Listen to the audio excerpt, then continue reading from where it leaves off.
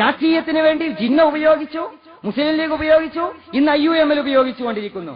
ഞാൻ വേറെ ഒരു കാര്യം ചോദിക്കട്ടെ. ഇന്ത്യൻ യൂണിയൻ മുസ്ലിം ലീഗിന്റെ അഖിലേന്ത്യാ കമ്മിറ്റിയിൽ അതൊരു സെക്യുലർ പാർട്ടിയാണല്ലോ. ഇന്ത്യയിലെ സെക്യുലറിസം എന്ന് പറഞ്ഞാൽ എല്ലാ മതവിഭാഗത്തെ ഉൾക്കൊള്ളുക എന്നുള്ളതാ.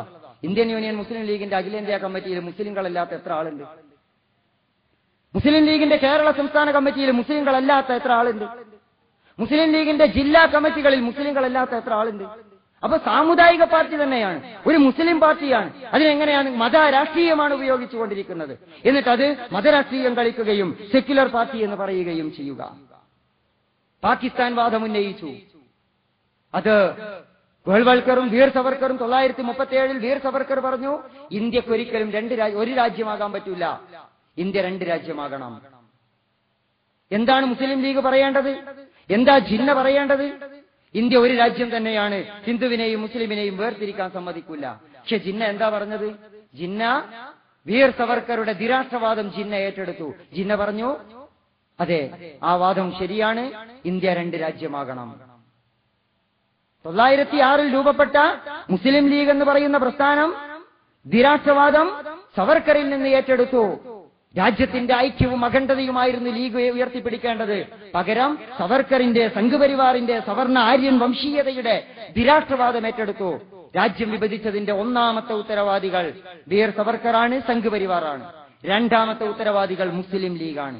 മൂന്നാമത്തെ ഉത്തരവാദികൾ കോൺഗ്രസിലെ ഹിന്ദുത്വവാദികളായ ചില നേതാക്കളാണ്.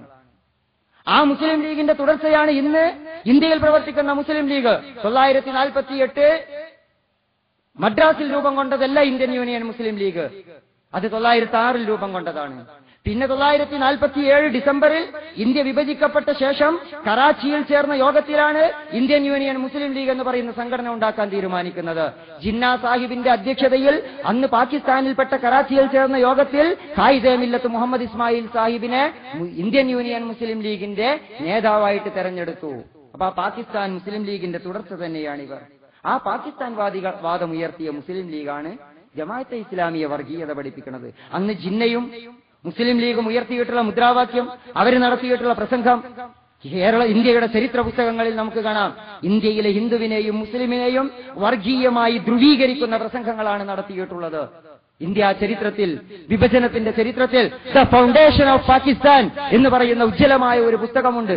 Documentation, historic documentation. ആ പുസ്തകത്തിൽ നിങ്ങൾ അതിന്റെ വിശദാംശങ്ങൾ നിങ്ങൾക്ക് വായിക്കാം. ആ വിഷയത്തിൽ ഒരു വലിയ പ്രഭാഷണം ഞാൻ നേരത്തെ നടത്തിയതുകൊണ്ട് ഇപ്പോൾ അതിന്റെ വിശദാംശങ്ങളിലേക്ക് ഞാൻ പോകുന്നില്ല. നിങ്ങൾ നോക്ക്, പാകിസ്ഥാനിന്റെ കൊടിയും മുസ്ലിം ലീഗിന്റെ കൊടിയും തമ്മിൽ എന്താ വ്യത്യാസം? അപ്പോ മതരാഷ്ട്രീയവാദം, സാമുദായിക രാഷ്ട്രവാദം, വർഗീയമായി ജനങ്ങളെ വേർതിരിക്കുന്ന വാദം ഉയർത്തിയവർ, അവരാണ് ജമാഅത്തെ ഇസ്ലാമിയെ വിമർശിക്കാൻ വരുന്നത്. അത് നമ്മൾ തിരിച്ചറിയണം, മനസ്സിലാക്കണം. അതുപോലെ തന്നെ മുസ്ലിം ലീഗിന്റെ സംസ്ഥാന നേതാവിനെ ബഹുമാന്യനായ ആദരണീയനായ മർഹൂം പാണക്കാട് മുഹമ്മദ് അലി ശിഹാബ് തങ്ങൾ, അദ്ദേഹത്തെ വിശേഷിപ്പിക്കുന്നത് ആത്മീയ നേതാവെന്ന. അദ്ദേഹം മുസ്ലിം ലീഗിന്റെ സംസ്ഥാന പ്രസിഡന്റാ. ഒരു രാഷ്ട്രീയ പാർട്ടിയുടെ സംസ്ഥാന പ്രസിഡന്റ് എങ്ങനെയാ ആത്മീയ നേതാവാകുന്നത്? നമുക്ക് മനസ്സിലാവുന്നില്ല. അപ്പോൾ മതത്തെ, ആ ബഹുമാന്യനായ പാണക്കാട് മുഹമ്മദ് അലി ശിഹാബ് തങ്ങളെ ആദരിക്കുന്ന, അദ്ദേഹത്തെ നേതാവായി കാണുന്ന, ഒരു ആത്മീയത കാണുന്ന ഒരു വിഭാഗത്തെ രാഷ്ട്രീയമായി ഉപയോഗിക്കുകയാണ് ചെയ്യുന്നത്. അതുപോലെ തന്നെ ലീഗിന്റെ ഒരു നേതാവ് ഒരു കേസിൽ, ഒരു പെൺവാണിഭ കേസിൽ അകപ്പെട്ടു. ആ സമയത്ത് അദ്ദേഹം പറഞ്ഞത് എന്താ? പ്രവാചകന്മാർക്കും ഇങ്ങനെ നേരിടേണ്ടി വന്നിട്ടുണ്ട്. ഒരു രാഷ്ട്രീയ നേതാവ് ഒരു കേസിൽ പെടുമ്പോൾ അതിനെ രാഷ്ട്രീയമായ കൈകാര്യം ചെയ്യേണ്ടത്. രാഷ്ട്രീയ നേതാവ് ഒരു കേസിൽപ്പെട്ടപ്പോൾ പ്രവാചകൻ അവിടേക്ക് കൊണ്ടുവന്നത് എന്താ? ഇതാണ് മതരാഷ്ട്രീയം എന്ന് പറയുന്നത്. ഈ മതരാഷ്ട്രീയമാണ് മുസ്ലിം ലീഗ് പയറ്റിക്കൊണ്ടിരിക്കുന്നത്. ആ മതരാഷ്ട്രീയമാണ് ഇവിടെയും പയറ്റിയത്. ആ മതരാഷ്ട്രീയം കൊണ്ടാണ് മുസ്ലിം ലീഗ് ജയിച്ചു പോയിക്കൊണ്ടിരിക്കുന്നത്, അതല്ലാതെ രാഷ്ട്രീയത്തിന്റെ കരുത്ത് കൊണ്ടല്ല. എന്ന് മാത്രമല്ല, ഇസ്ലാമിന്റെ മൂല്യങ്ങളെ മുസ്ലിം ലീഗ് മാറ്റിവെച്ചു. അതാണ് ഞാൻ നേരത്തെ പറഞ്ഞത്. 67-ൽ മദ്യനിരോധം പിൻവലിച്ചു, ലോട്ടറി പിൻവലിച്ചു. ഇപ്പൊ ലോട്ടറിക്കെതിരെ വലിയ പ്രക്ഷോഭം. 67-ൽ ആരാ സുഹൃത്തെ കേരളത്തിൽ ലോട്ടറി തുടങ്ങിയത്? അതിൽ മുസ്ലിം ലീഗിന് പങ്കാളിത്തമില്ലേ? ഇത് ഒരു ഭാഗത്ത്. മറുഭാഗത്ത് സ്വന്തം പാർട്ടി അംഗത്വം വരെ രാജിവെച്ചിട്ട് അധികാരത്തിന് പോയി. CH മുഹമ്മദ് കോയ സാഹിബ് മുസ്ലിം ലീഗിന്റെ അംഗത്വം രാജിവെച്ചിട്ടാ 1962-ൽ സ്പീക്കർ സ്ഥാനം ഏറ്റെടുത്തത്. പാർട്ടി വേണ്ട, ഇസ്ലാമിന്റെ മൂല്യങ്ങൾ വേണ്ട, മുസ്ലിം സമുദായം വേണ്ട. നിങ്ങൾ നോക്ക്, മുസ്ലിം സമുദായം, ഇന്ത്യയിലെ മുസ്ലിം സമുദായം അനുഭവിക്കുന്ന പിന്നാക്കാവസ്ഥ സച്ചാർ കമ്മീഷനും നരേന്ദ്ര കമ്മീഷനും അത് തുറന്നു കാണിച്ചു. കോൺഗ്രസിനോടൊപ്പം ഇത്രയും കാലം അധികാരം പങ്കിട്ട മുസ്ലിം ലീഗും കോൺഗ്രസും അതിന് മറുപടി പറയണം. സച്ചാർ കമ്മീഷൻ റിപ്പോർട്ട് തുറന്നു കാണിച്ച രീതിയിൽ ഇന്ത്യയിലെ മുസ്ലിങ്ങൾ ഇത്ര പരിതാപകരമായ അവസ്ഥയിലേക്ക് പോയി. ആ പരിതാപകരമായ അവസ്ഥയിൽ നിന്ന് അവരെ കയറ്റി കൊണ്ടുവരുന്നതിൽ മുസ്ലിം ലീഗിനൊന്നും ചെയ്യാൻ കഴിഞ്ഞില്ല. കേരളത്തിൽ നരേന്ദ്രൻ കമ്മീഷൻ റിപ്പോർട്ട് പുറത്തു വന്നു. ആ നരേന്ദ്രൻ കമ്മീഷൻ പറഞ്ഞു, കേരളത്തിലെ മുസ്ലിം സമൂഹത്തിനും പിന്നാക്ക ജനങ്ങൾക്കും 18,000-19,000 സംവരണ തസ്തികകൾ നഷ്ടപ്പെട്ടു. നരേന്ദ്രൻ കമ്മീഷൻ റിപ്പോർട്ടിന്റെ അടിസ്ഥാനത്തിൽ സ്പെഷ്യൽ റിക്രൂട്ട്മെന്റ് നടത്തണമെന്ന് കഴിഞ്ഞ UDF ഗവൺമെന്റിന്റെ കാലത്ത് ആവശ്യമുന്നയിച്ചു. കഴിഞ്ഞ UDF ഗവൺമെന്റിൽ മുസ്ലിം ലീഗിൽ അംഗങ്ങളാണ്. നഷ്ടപ്പെട്ട 18,000-ഓളം സംവരണ തസ്തികകളിൽ ഒരു തസ്തിക, ഒരൊറ്റ എണ്ണം, ഒരു പോസ്റ്റ് കേരളത്തിലെ പിന്നാക്ക മുസ്ലിം ന്യൂനപക്ഷത്തിന് തിരിച്ചു കൊടുക്കാൻ മുസ്ലിം ലീഗിന് കഴിഞ്ഞിട്ടില്ല. 5 വർഷം മുസ്ലിം ലീഗ് ഭരിച്ചിട്ടും. പിന്നെ എന്താണ് സമുദായത്തിന് വേണ്ടി നിങ്ങൾ ചെയ്തിട്ടുള്ളത്? ഇന്ത്യയിലെ മുസ്ലിം സമൂഹത്തിന്റെ ഏറ്റവും വലിയ കണ്ണുനീരെന്താ? ഇന്ത്യയിലെ മുസ്ലിം സമൂഹത്തിന്റെ ഏറ്റവും വലിയ കണ്ണുനീർ ബാബരി മസ്ജിദ്. ആ ബാബരി മസ്ജിദിന്റെ രക്തത്തിൽ കോൺഗ്രസിന് പങ്കുണ്ട്. സംഘ് പരിവാർ അത് തകർത്തു, അതിൽ കോൺഗ്രസിന് പങ്കുണ്ട്. കോൺഗ്രസിനോടൊപ്പം ഭരണം നേടിയിട്ടുള്ള മുസ്ലിം ലീഗിന് പങ്കുണ്ട്. ഏറ്റവും ഒടുവിൽ എന്താ സംഭവിച്ചത്? ബാബരി മസ്ജിദ് തകർന്നതിന് ശേഷം അലഹാബാദ് ഹൈക്കോടതി ബാബരി മസ്ജിദ് വിഷയത്തിൽ വിധി പ്രഖ്യാപിച്ചു. ആ വിധിയെ കോൺഗ്രസ് സ്വാഗതം ചെയ്തു. CPM രൂക്ഷമായി വിമർശിച്ചു. രാജീവ് ധവാൻ എന്ന നിയമജ്ഞൻ, റമീല താപ്പർ എന്ന് പറയുന്ന ചരിത്ര പണ്ഡിത, അങ്ങനെ കേരളത്തിലെ ഇന്ത്യയിലെ സാംസ്കാരിക വ്യക്തിത്വങ്ങളും ചരിത്ര പണ്ഡിതന്മാരും നിയമജ്ഞരും കോടതി വിധിയെ വിമർശിച്ചപ്പോൾ കോൺഗ്രസ് സർവാത്മന സ്വാഗതം ചെയ്തു. കാരണം കോൺഗ്രസ് അതാണ് മുസ്ലിങ്ങളോട് ചെയ്തത്. വിഗ്രഹം പ്രതിഷ്ഠിക്കാൻ കൂട്ടുനിന്നത് അവരാണ്. അമ്പലം, പള്ളി ആരാധനക്ക് തുറന്നു കൊടുത്തത് അവരാണ്. ശിലാന്യാസം നടന്നത് അവരുടെ കാലത്താ. പള്ളി തകരുന്നത് കോൺഗ്രസിന്റെ കാലത്താ. അതിലെല്ലാം മുസ്ലിം ലീഗും അവരോട് കൂട്ടുനിന്നു. എന്നിട്ട് അവസാനം ചെയ്തതെന്താ? 2010 ഡിസംബറിൽ ബാബരി മസ്ജിദ് ദിനാചരണം സംഘടിപ്പിച്ചു മുസ്ലിം ലീഗ്. ആ ബാബരി മസ്ജിദ് ദിനാചരണത്തിന്റെ ഉദ്ഘാടനത്തിന് വേണ്ടിയിട്ട് വിളിച്ചതാരെന്നറിയോ? KPCCയുടെ സാക്ഷാൽ കോൺഗ്രസിന്റെ സംസ്ഥാന പ്രസിഡന്റ് രമേശ് ചെന്നിത്തലയാണ് വിളിച്ചത്. എങ്ങനെയുണ്ട്? ബാബരി മസ്ജിദിന്റെ തകർച്ചയുടെ ഓരോ ഘട്ടത്തിലും അതിന് ഉത്തരവാദികളായ കോൺഗ്രസിന്റെ നേതാക്കളെ തന്നെ ബാബരി ദിനാചരണത്തിന് വിളിച്ചുകൊണ്ട് മുസ്ലിം ലീഗ് അവരുടെ കാപട്യം തുറന്നു കാണിച്ചു.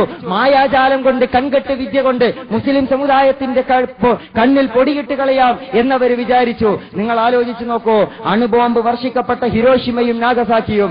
ഹിരോഷിമയിൽ അണുബോംബ് വർഷിച്ചതിന്റെ വാർഷിക സുദിനത്തിൽ ലോക സമാധാന സമ്മേളനം ഉദ്ഘാടനം ചെയ്യുവാൻ ലോക ഭീകരനായ ജോർജ് ബുഷിനെ വിളിച്ചതുപോലെയാണ് ബാബരി ദിനാചരണത്തിന്റെ ഉദ്ഘാടനത്തിന് രമേശ് ചെന്നിത്തലയെ വിളിച്ചുകൊണ്ട് മുസ്ലിം ലീഗ് ഈ സമുദായത്തെ അപമാനിച്ചു കളഞ്ഞത്. മുസ്ലിം ലീഗ് മുസ്ലിം സമുദായത്തെ അപമാനിച്ചു. വിളിക്കാൻ പാടില്ലായിരുന്നു. അല്ലെങ്കിലും ബാബരി ദിനാചരണം നടത്താൻ നിങ്ങൾക്ക് എന്താണ് അർഹത? എന്തർഹതയാണ് നിങ്ങൾക്കുള്ളത്? ബാബരി മസ്ജിദിന്റെ പേരിൽ എഴുന്നേറ്റ് നിന്ന് ഉജ്ജ്വലമായി ശബ്ദിച്ച ഇബ്രാഹിം സുലൈമാൻ സേട്ട് സാഹിബിനെ നിന്ദിച്ച് അപമാനിച്ച് പുറംകാലുകൊണ്ട് ചവിട്ടി പുറത്താക്കിയ ചരിത്രമല്ലേ നിങ്ങൾക്കുള്ളത്? അവരാണ് ജമാഅത്തെ ഇസ്ലാമിയെ വിമർശിക്കുന്നത്. ഇന്ത്യയിലെ വർഗീയ കലാപങ്ങൾ, നൂറുകണക്കിന് ആയിരക്കണക്കിന് വർഗീയ കലാപങ്ങളുടെ ഇരകൾ. ഈ ഇരകൾക്ക് വേണ്ടി മുസ്ലിം ലീഗ് എന്താ ചെയ്തത്? നിരപരാധികളായ ഒട്ടേറെ ആളുകൾ ഇന്ത്യയിൽ വേട്ടയാടപ്പെട്ടു. ആ വേട്ടയാടപ്പെട്ടവർക്ക് വേണ്ടി മുസ്ലിം ലീഗ് എന്താ ചെയ്തത്? ഇപ്പോഴതാ അജ്മീർ സ്ഫോടനത്തിന്റെ പേരിൽ, മാലേഗാവ് സ്ഫോടനത്തിന്റെ പേരിൽ ജയിലിലാണ് നിരപരാധികളായ മുസ്ലിങ്ങൾ. ആരാ സ്ഫോടനം നടത്തിയത്? പ്രജ്ഞാ സിംഗ് ഠാക്കൂർ. ആരാ സ്ഫോടനം നടത്തിയത്? സ്വാമി ശിവാനന്ദ, ലഫ്റ്റനന്റ് കേണൽ പുരോഹിത്. ഇവരെ ഇപ്പൊ ജയിലിൽ പിടിച്ചിട്ടു. അതിനു മുമ്പ് മുസ്ലിം ചെറുപ്പക്കാരെ പിടിച്ചു. കേന്ദ്രത്തിലെ മന്ത്രിമാരുള്ള മുസ്ലിം ലീഗ് നിരപരാധികളായ മുസ്ലിം ചെറുപ്പക്കാരെ അതിൽ നിന്നിറക്കാൻ എവിടെയാ ഇവർക്ക് നേരം? ഇവർക്ക് അതിലല്ല നേരം.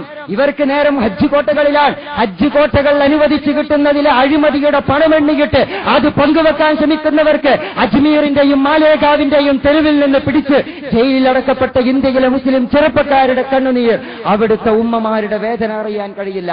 അതുകൊണ്ട് മുസ്ലിം ലീഗ് ദയവ് ചെയ്ത് മുസ്ലിം സമുദായത്തിന്റെ പേര് പറയരുത് എന്നാണ് എനിക്ക് പറയുവാനുള്ളത്. പ്രിയപ്പെട്ട സഹോദരന്മാരെ, അതുകൊണ്ട് മുസ്ലിം ലീഗിന്റെ ഈ ഒരു അവസ്ഥയെ രക്ഷപ്പെടുത്തി കളയാം. അതിനെ മതപരമായി നേരിട്ടുകൊണ്ട് രക്ഷപ്പെടുത്തി കളയാം. പറയാം എന്ന് മുജാഹിദ് സുഹൃത്തുക്കൾ, മുജാഹിദ് പ്രസംഗകരെ തെറ്റിദ്ധരിക്കേണ്ടതില്ല എന്ന് മാത്രമാണ് അതിനെക്കുറിച്ച് എനിക്ക് പറയാനുള്ളത്. മുസ്ലിം ലീഗിന്റെ ഈ പ്രശ്നങ്ങൾക്കെതിരെ വളരെ ശക്തമായിട്ടുള്ള രീതിയിൽ ജമാഅത്തെ ഇസ്ലാമി പ്രതികരിച്ചിട്ടുണ്ട്.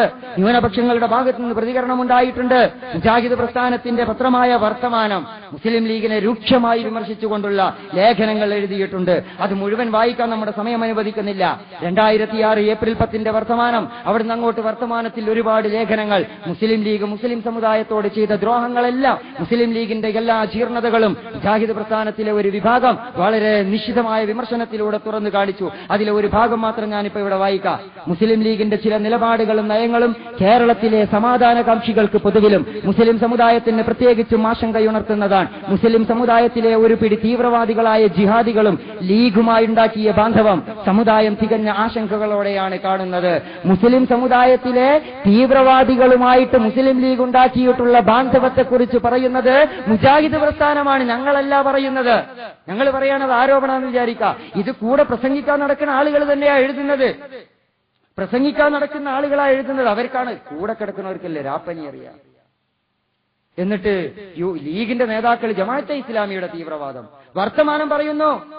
കേരളത്തിലെ മുസ്ലിം തീവ്രവാദികളുമായി കൂട്ടുചേർന്നത് മുസ്ലിം ലീഗാണ് എന്ന് വർത്തമാനം എഴുതി 2006 ഏപ്രിൽ 10. ഇതാണ് അവസ്ഥ എന്നിരിക്കെ മുസ്ലിം ലീഗിന് മുജാഹിദ് പ്രസ്ഥാനത്തിന് ജമാഅത്തെ ഇസ്ലാമിയെ വിമർശിക്കാൻ എന്ത് അർഹതയാണുള്ളത് എന്നാണ് എനിക്ക് ചോദിക്കുവാനുള്ളത്. സഹോദരന്മാരെ, ഇത് ജമാഅത്തെ ഇസ്ലാമിക്കെതിരെ മാത്രമൊന്നല്ല ഇവർ വിമർശനം നടത്തിയിട്ടുള്ളത്. ബഹുമാന്യനായ മുഹമ്മദ് അബ്ദുറഹ്മാൻ സാഹിബ്, കോൺഗ്രസിന്റെ നേതാവ്, സ്വാതന്ത്ര്യ സമര സേനാനി, മുസ്ലിം ഐക്യസംഘത്തിന്റെ വക്താവ്, പരിഷ്കരണവാദി, ബഹുമാന്യനായ മുഹമ്മദ് അബ്ദുറഹ്മാൻ സാഹിബിനെ പരാജയപ്പെടുത്താൻ, മുഹമ്മദ് അബ്ദുറഹ്മാൻ സാഹിബിനെ തള്ളിപ്പറയാൻ, മുഹമ്മദ് അബ്ദുറഹ്മാൻ സാഹിബിനെ കാഫിറാക്കാൻ മുസ്ലിം ലീഗും അന്നത്തെ മതസംഘടനകളും തീരുമാനിച്ചു. അവരത് ചെയ്തു. മുഹമ്മദ് അബ്ദുറഹ്മാൻ സാഹിബ് ലീഗിൽ ചേർന്നില്ല, അതുകൊണ്ട് അദ്ദേഹത്തെ കാഫിറാക്കി. മുഹമ്മദ് അബ്ദുറഹ്മാൻ സാഹിബ് മുസ്ലിം ലീഗിന്റെ മുജാഹിദ് ജമിയത്തുൽ ഉലമയുടെ മതരാഷ്ട്രവാദം, പാകിസ്ഥാൻ വാദം അംഗീകരിച്ചില്ല. അതുകൊണ്ട് മുസ്ലിം മുഹമ്മദ് അബ്ദുറഹ്മാൻ സാഹിബിനെ ജമിയത്തുൽ ഉലമ പുറത്താക്കി. എന്തിനാ മുഹമ്മദ് അബ്ദുറഹ്മാൻ സാഹിബിനെ തള്ളിപ്പറഞ്ഞത്? പാകിസ്ഥാൻ വാദം അംഗീകരിക്കാത്തതിന്റെ പേരിൽ, മതരാഷ്ട്രവാദം അംഗീകരിക്കാത്തതിന്റെ പേരിൽ, മുസ്ലിം ലീഗിൽ ചേരാത്തതിന്റെ പേരിൽ, ജമാഅത്തെ ഇസ്ലാമിക്കാരനായതിന്റെ പേരിലല്ല. എന്നിട്ട് രസകരമായ ഒരു സംഭവം മാത്രം ഞാൻ പറയാം. 1936 മുഹമ്മദ് അബ്ദുറഹ്മാൻ സാഹിബ് മത്സരിച്ചു കോഴിക്കോട്ട്, മലബാറിൽ. 1936 നടന്ന തെരഞ്ഞെടുപ്പിൽ സത്താർ സേട്ട് എന്ന മുസ്ലിം ലീഗ് നേതാവാണ് മറുപക്ഷത്ത്. വിശദാംശങ്ങളിലേക്ക് പോകാതെ ഞാൻ പറയുന്നു, മുസ്ലിം ലീഗിന്റെ നേതാക്കൾ അന്ന് ചെയ്തതെന്താണ്? മുഹമ്മദ് അബ്ദുറഹ്മാൻ സാഹിബ് ജയിക്കുമെന്നുറപ്പാണ്. മുഹമ്മദ് അബ്ദുറഹ്മാൻ സാഹിബിന്റെ സർവ്വസമ്മതിയും ജനസമ്മതിയും അദ്ദേഹത്തിന്റെ വ്യക്തിത്വവും വെച്ച് നോക്കുമ്പോൾ പ്രമാണിയായ മുസ്ലിം ലീഗിന്റെ നേതാവ് അബ്ദുൽ സത്താർ സേട്ട് തോറ്റുപോകും. അതുറപ്പിച്ചപ്പോൾ ആദ്യം മുസ്ലിം ലീഗിന്റെ നേതാക്കൾ എന്ത് ചെയ്തു? മുഹമ്മദ് അബ്ദുറഹ്മാൻ സാഹിബിന്റെ അടുത്ത് എന്നിട്ട് പറഞ്ഞു, പണം തരാം, നിങ്ങൾ സ്ഥാനാർത്ഥിത്വം പിൻവലിക്കണം. മുഹമ്മദ് അബ്ദുറഹ്മാൻ സാഹിബിന്റെ ജീവചരിത്രം നിങ്ങൾ എടുത്തു നോക്ക്. മുഹമ്മദ് അബ്ദുറഹ്മാൻ സാഹിബിന് പണം കൊടുത്തിട്ട് സ്ഥാനാർത്ഥിത്വം പിൻവലിപ്പിക്കാൻ വേണ്ടി ശ്രമിച്ചു. മുഹമ്മദ് അബ്ദുറഹ്മാൻ സാഹിബ് ഒരുപാട് കടത്തിൽ കിടക്കുകയാണ്. മുഹമ്മദ് അബ്ദുറഹ്മാൻ സാഹിബ് സ്വാതന്ത്ര്യ സമരത്തി രംഗത്ത് പോരാടിയപ്പോൾ ഒരുപാട് കടമുണ്ടായിട്ടുണ്ട്. ആ കടത്തിന്റെ പേരിൽ അദ്ദേഹത്തിന്റെ ദാരിദ്ര്യത്തെ ഇവർ മുതലെടുത്തു. പണം തരാം, സ്ഥാനാർത്ഥിത്വം പിൻവലിക്കണം. മുഹമ്മദ് അബ്ദുറഹ്മാൻ സാഹിബ് പറഞ്ഞു, ഗരീബി ഹടാവോ എന്ന് പറയുന്ന മുദ്രാവാക്യമായിട്ട് ഇങ്ങോട്ട് വരണ്ട, ദാരിദ്ര്യ നിർമ്മാർജ്ജനമാണ്, അത് തെരുവിൽ പോ, എന്റെ അടുത്ത് വരണ്ട. പണം കൊടുത്തിട്ട് വോട്ട് വാങ്ങുന്നതിനെ കുറിച്ച് നിങ്ങൾ കേട്ടിട്ടില്ലേ? നിങ്ങൾ അനുഭവിച്ചില്ലേ? ഇത് മുസ്ലിം ലീഗ് ഇപ്പൊ ചെയ്യുന്നത്. പണം കൊടുത്ത് വോട്ട് വാങ്ങുക എന്നത് ഇപ്പൊ ചെയ്തതാണ്. സഹോദരന്മാരെ, പണം കൊടുത്ത് സ്ഥാനാർത്ഥിയെ തന്നെ വാങ്ങുകയാണ് മുസ്ലിം ലീഗിന്റെ ചരിത്രം. മുഹമ്മദ് അബ്ദുറഹ്മാൻ സാഹിബിന്റെ ചരിത്രമാണ്. തീർന്നിട്ടില്ല അവിടെ. നിങ്ങൾ കുറെ കള്ളക്കേസ് കുടുങ്ങിയ കുറെ ആളുകൾ കിടക്കുന്നുണ്ടല്ലോ ജയിലിൽ. അതിനുമുണ്ട് മുഹമ്മദ് അബ്ദുറഹ്മാൻ സാഹിബിന്റെ ചരിത്രത്തിൽ മുസ്ലിം ലീഗിന്റെ വൃത്തികെട്ട കളികളുടെ ചരിത്രം. മുഹമ്മദ് അബ്ദുറഹ്മാൻ സാഹിബ് സ്വാതന്ത്ര്യ സമര രംഗത്ത് മുന്നോട്ട് പോയി അൽ അമീൻ പത്രം നടത്തി. പാവം കടം കയറി. ഒരാളോട് കടം വാങ്ങിയത് തിരിച്ചു കൊടുക്കാൻ വൈകിയിരുന്നു. ഈ കടം വാങ്ങുമ്പോഴുള്ള ചെക്കും കണക്കും ഒക്കെ അനുസരിച്ച് ഇത് കേസായി തീർന്നു. കടം തിരിച്ചു കൊടുക്കാൻ കഴിഞ്ഞില്ലേ പാവത്തിന്? കേസായി തീർന്നു. സ്വാഭാവികമായി കേസായി തീർന്നു. പണം തിരിച്ചു കിട്ടാനുള്ള മുതലാളി പണം ചോദിച്ചിട്ടില്ല. അയാൾ കേസ് കൊടുത്തിട്ടില്ല. സ്വാഭാവികമായി കേസായി. അത് കോടതിയിലുണ്ട് കേസ്. പക്ഷേ ഈ സ്ഥാനാർത്ഥിയായി മുഹമ്മദ് അബ്ദുറഹ്മാൻ സാഹിബ് മത്സരിക്കുമ്പോൾ അദ്ദേഹം ആ കേസുമായി രംഗത്ത് വന്നില്ല. പക്ഷേ മുസ്ലിം ലീഗിന്റെ നേതാക്കൾ മണത്തറിഞ്ഞു, ഇങ്ങനെ ഒരു കേസ് മുഹമ്മദ് അബ്ദുറഹ്മാൻ സാഹിബിനെതിരെയുണ്ട്. ആ കേസ് അവർ കുത്തിപ്പൊക്കി. വെള്ളിയാഴ്ച പട്ടാളപ്പള്ളിയിൽ നിന്ന് കോഴിക്കോട്ടെ പട്ടാളപ്പള്ളിയിൽ നിന്ന് മുഹമ്മദ് അബ്ദുറഹ്മാൻ സാഹിബ് ജുമുഅ കഴിഞ്ഞിറങ്ങുമ്പോൾ കോടതിയിൽ നിന്ന് അറസ്റ്റ് വാറന്റുമായിട്ട് വന്നിരിക്കുന്നു. മുഹമ്മദ് അബ്ദുറഹ്മാൻ സാഹിബിനെ അറസ്റ്റ് ചെയ്ത് കൊണ്ടുപോയി. എന്നിട്ടോ അദ്ദേഹത്തെ ഇറക്കിയത് ഒരു അമുസ്ലിം സഹോദരനാണ്. മുഹമ്മദ് അബ്ദുറഹ്മാൻ സാഹിബിനോട് കേരളത്തിലെ സ്വാതന്ത്ര്യ സമര രംഗത്തെ അധികായനായ മുഹമ്മദ് അബ്ദുറഹ്മാൻ സാഹിബിനോട് അന്നത്തെ മുസ്ലിം ലീഗിന്റെ അധികാരമോഹികളായ പ്രമാണിവർഗം ഇതാണ് ചെയ്തതെങ്കിൽ ആദർശത്തിന്റെ അടിസ്ഥാനത്തിൽ രാഷ്ട്രീയത്തിൽ ഇറങ്ങുന്ന, ആദർശത്തിന്റെ അടിസ്ഥാനത്തിലുള്ള രാഷ്ട്രീയ മുന്നേറ്റത്തിന് ശ്രമിക്കുന്ന ജമാഅത്തെ ഇസ്ലാമിയുടെ പാവപ്പെട്ട പ്രവർത്തകരെ ഇതിലപ്പുറം ഇവർ ചെയ്യും. അതിലൊന്നും നിങ്ങളൊരു സംശയവും നിങ്ങൾക്കുണ്ടാകേണ്ടതില്ല. നിങ്ങൾ നോക്ക്, ഹുസൈൻ ബിൻ അലി റളിയല്ലാഹു അൻഹുവിനെ കൊന്നതാരാ? ആരാ കൊന്നത്? പ്രവാചകന്റെ പേരക്കുട്ടി. സ്വഹാബികൾ ജീവിച്ചിരിക്കുന്ന കാലം, താബിഈകൾ ജീവിച്ചിരിക്കുന്ന കാലം ഹുസൈൻ ബിൻ അലി റളിയല്ലാഹു അൻഹുവിന്റെ തലയറുത്തിട്ടു കർബലയുടെ മണൽപ്പരപ്പിൽ. യൂഫ്രട്ടീസ് നദിയുടെ തീരത്ത്. ആരാ അത് ചെയ്തത്? കുരിശ് സൈന്യ, റോമ, പേർഷ്യ. ജൂതന്മാരെ നേരത്തെ പുറത്താക്കിയതിൽ പകയുള്ള ജൂതന്മാരാ ചെയ്തത്. ഇവരൊന്നുമല്ല ഹുസൈൻ റളിയല്ലാഹു അൻഹുവിന്റെ തലയറുത്തത്. അന്നത്തെ മുസ്ലിം സമുദായത്തിലെ രാഷ്ട്രീയ മോഹമുള്ളവർ, ഇബ്നു സിയാദ്, യസീദ്, അധികാരത്തിന് വേണ്ടി പ്രവാചകന്റെ പേരക്കുട്ടിയുടെ തലയറുത്തിട്ട പാരമ്പര്യമുണ്ട് മുസ്ലിം ഭരണകൂടത്തിന്റെ, മുസ്ലിം രാജാക്കന്മാരുടെ ചരിത്രത്തിൽ. പിന്നെ ഇപ്പൊ ജമാഅത്തെ ഇസ്ലാമിയുടെ കുറച്ച് ആളുകളെ തല്ലി, ജമാഅത്തെ ഇസ്ലാമിയുടെ കുറച്ച് ആളുകൾക്കെതിരെ കേസ് കൊടുത്തു, ജമാഅത്തെ ഇസ്ലാമിക്കെതിരെ പ്രസംഗം നടത്തി. ഇതിലൊന്നും വലിയ അത്ഭുതമില്ല. സഹോദരന്മാരെ, ജമാഅത്തെ ഇസ്ലാമി ഉയർത്തുന്ന രാഷ്ട്രീയ മുന്നേറ്റത്തെ ഇത്തരം ദുഷ്പ്രചരണങ്ങൾ കൊണ്ടൊന്നും നിങ്ങൾക്ക് തടഞ്ഞു നിർത്താൻ കഴിയില്ല. എന്നിട്ട് ആരോപണം എന്താ? ജമാഅത്തെ ഇസ്ലാമിയാണ് മുസ്ലിം സമുദായത്തിന്റെ പിന്നാക്കാവസ്ഥയ്ക്ക് കാരണം. അതിന് വലിയ തെളിവെന്താ? ജമാഅത്തെ ഇസ്ലാമി സർക്കാർ ജോലി ഉപേക്ഷിക്കാൻ ആഹ്വാനം ചെയ്തിട്ടില്ല. ചെയ്തു എന്ന് വാദത്തിന് സമ്മതിക്കുക. നിങ്ങളൊന്ന് ആലോചിച്ച് നോക്കി, ഇവരെന്തായി പറയുന്നത്? ജമാഅത്തെ ഇസ്ലാമിക്ക് കേരളീയ മുസ്ലിം സമൂഹത്തിൽ ഇത്ര വലിയ സ്വാധീനമുണ്ടോ? ജമാഅത്തെ ഇസ്ലാമി ഒരു 10 പവൻ ഇറക്കുമ്പോഴേക്ക് സർക്കാർ ജോലിയൊക്കെ മുസ്ലിം സമുദായം ഉപേക്ഷിക്കാൻ മാത്രം ഇത്ര വലിയ സ്വാധീനമുണ്ടോ? അപ്പൊ നിങ്ങൾ ഈ പറയുന്നതിനെതിരല്ലേ കാര്യം? നിങ്ങൾ പറയുന്നത് ജമാഅത്തെ ഇസ്ലാമിക്ക് ഒരു സ്വാധീനമില്ല. മറുഭാഗത്ത് പറയുന്നത് ജമാഅത്ത് സർക്കാർ ജോലി വേണ്ടാന്ന് പറഞ്ഞതുകൊണ്ടാണ് മുസ്ലിം സമുദായം പിന്നിലായിപ്പോയത്. ഇത് രണ്ടും തമ്മിലൊന്ന് ജമ്മ് ചെയ്ത് വരണം. അങ്ങനെ ഒരു പരിപാടിയുണ്ട്. വൈരുദ്ധ്യം ഉണ്ടാകുന്നിടത്ത് ജമ്മ് ചെയ്യുക. അതൊന്ന് ജമ്മ് ചെയ്തിട്ട് വിവരം പറഞ്ഞാൽ ബാക്കി നമുക്ക് ഇൻഷാ അല്ലാഹ് വേറെ പറയാം. നിങ്ങൾ ആലോചിച്ച് നോക്ക് സഹോദരന്മാരെ, ജമാഅത്തെ ഇസ്ലാമി സർക്കാർ ജോലി ഹറാമാണെന്നോ അത് രാജിവെച്ച് പോരണം അതിന്റെ പേരിലെന്നോ ഒരു സർക്കുലറും ഇറക്കിയിട്ടില്ല, ഒരാളോടും പറഞ്ഞിട്ടില്ല. അങ്ങനെ ജമാഅത്തെ ഇസ്ലാമി സർക്കാർ ജോലി ഹറാമാണ്, അത് ഉപേക്ഷിച്ച് വരണമെന്ന് സർക്കുലർ കൊടുത്തിട്ട്, കത്ത് കൊടുത്തിട്ട് രാജിവെച്ച് പോന്ന ഏതെങ്കിലും ഒരു ജമാഅത്തെ ഇസ്ലാമിയുടെ പ്രവർത്തകനെ നിങ്ങൾക്ക് ഹാജരാക്കാൻ കഴിഞ്ഞാൽ അന്ന് ജമാഅത്തെ ഇസ്ലാമി പിരിച്ചുവിടും. വെറുതെ കളവ് ഇങ്ങനെ പറഞ്ഞു നടക്കുക. അതെ ഞാൻ പറഞ്ഞത്, എന്താണ് ഇവർക്ക് പറഞ്ഞുകൂടാത്തത്? എന്ത് കളവായി ഇവർക്ക് പറഞ്ഞുകൂടാത്ത ജമാഅത്തെ ഇസ്ലാമിക്ക്? ഇവരെന്തും പറയും. കളവ് പറയുക ഇവർക്കൊരു പ്രശ്നമല്ല, ദുരാരോപണം നടത്തിയ ഇവർക്കൊരു പ്രശ്നമല്ല. ഞാൻ നേരത്തെ പറഞ്ഞതിന്റെ ഒരു ഭാഗം ഇവിടെ സാന്ദർഭികമായിട്ട് ഞാൻ വീണ്ടും സൂചിപ്പിക്കുകയാണ്. ജമാഅത്തെ ഇസ്ലാമി സർക്കാർ ജോലി രാജിവെക്കാൻ പറഞ്ഞു എന്നത് ശുദ്ധമായ കളവാണ്. അപ്പൊ നമ്മൾ ആലോചിക്കും, താടിയും തൊപ്പി ഇല്ലാത്തവരുമൊക്കെ ഇത്ര വലിയ കളവ് പറയോ? ഞാൻ നിങ്ങളോട് വേറെ ഒരു കഥ പറയാം. കൊല്ലം ജില്ലയിലെ പറവൂരിൽ മുജാഹിദിലെ മടവൂർ വിഭാഗം ഒരു പള്ളി ഉണ്ടാക്കാൻ തീരുമാനിച്ചു. മുജാഹിദിലെ KNM എന്ന് പറയുന്ന മറുവിഭാഗം ആ പള്ളി ഉണ്ടാക്കുന്നതിനെതിരെ ക്ഷേത്ര കമ്മിറ്റിക്ക് കത്തയച്ചു. നിങ്ങൾക്ക് വിശ്വസിക്കാൻ പറ്റുമോ? മൂക്ക് താഴോട്ടായ ഒരു മുസ്ലിമിന് ഇത് വിശ്വസിക്കാൻ പറ്റുമോ? മുജാഹിദിലെ മടവൂർ വിഭാഗം കൊല്ലം ജില്ലയിലെ പറവൂരിൽ പള്ളി ഉണ്ടാക്കാൻ തീരുമാനിച്ചു. പള്ളി ഉണ്ടാക്കാൻ പോകുന്നു, ഇത് ഭീകരവാദികളുടെ പള്ളിയാണ്, തീവ്രവാദികളുടെ പള്ളിയാണ്, അത് തടയണം എന്ന് പറഞ്ഞിട്ട് മുജാഹിദിലെ KNM അവര് ക്ഷേത്ര കമ്മിറ്റിക്ക് കത്തയച്ചു. ക്ഷേത്ര കമ്മിറ്റിക്കാർക്ക് അറിയില്ലല്ലോ ഇതിന്റെ പൊളിറ്റിക്സ്. അവര് വന്നിട്ട് മടവൂർ വിഭാഗത്തോട് പറഞ്ഞു, ഞങ്ങൾക്ക് ഇങ്ങനെ ഒരു കത്ത് കിട്ടിയിട്ടുണ്ട്. അപ്പോഴാണ് ഇവരിത് അറിയുന്നത്. ആ കത്തിന്റെ കോപ്പി എന്തോ കാരണത്താൽ ആ കത്തിന്റെ കോപ്പി മടവൂർ വിഭാഗത്തിന് ക്ഷേത്ര കമ്മിറ്റി കൊടുക്കുകയും ചെയ്തു. 2005 ജൂലൈ 1 ഷബാബ് വാരികയിൽ ആ കത്തിന്റെ കോപ്പിയും അതിന്റെ വിശദാംശങ്ങളും പ്രസിദ്ധീകരിച്ചിട്ടുണ്ട്. നിങ്ങൾക്ക് ഇവിടെ ആ ഷബാബ് കിട്ടിയിട്ടില്ലെങ്കിൽ എന്റെ അടുത്ത് വന്നാൽ ഞാൻ തരും. എന്നിട്ട് KNM അത് നിഷേധിച്ചു. ഞങ്ങൾ അങ്ങനെ പള്ളി ഉണ്ടാക്കുന്നതിനെതിരെ ക്ഷേത്ര കമ്മിറ്റിക്ക് കത്തയച്ചിട്ടില്ല. ഷബാബ് അതിന്റെ മുഴുവൻ വിശദാംശങ്ങളും കൂടുതൽ തെളിവുകളുമായിട്ട് വിക്കിലീക്സിന്റെ രേഖയൊക്കെ അവിടെ നിൽക്കുകയുള്ളൂ അതേമാതിരി പുറത്തുവിട്ടു 2005 ജൂലൈ 22.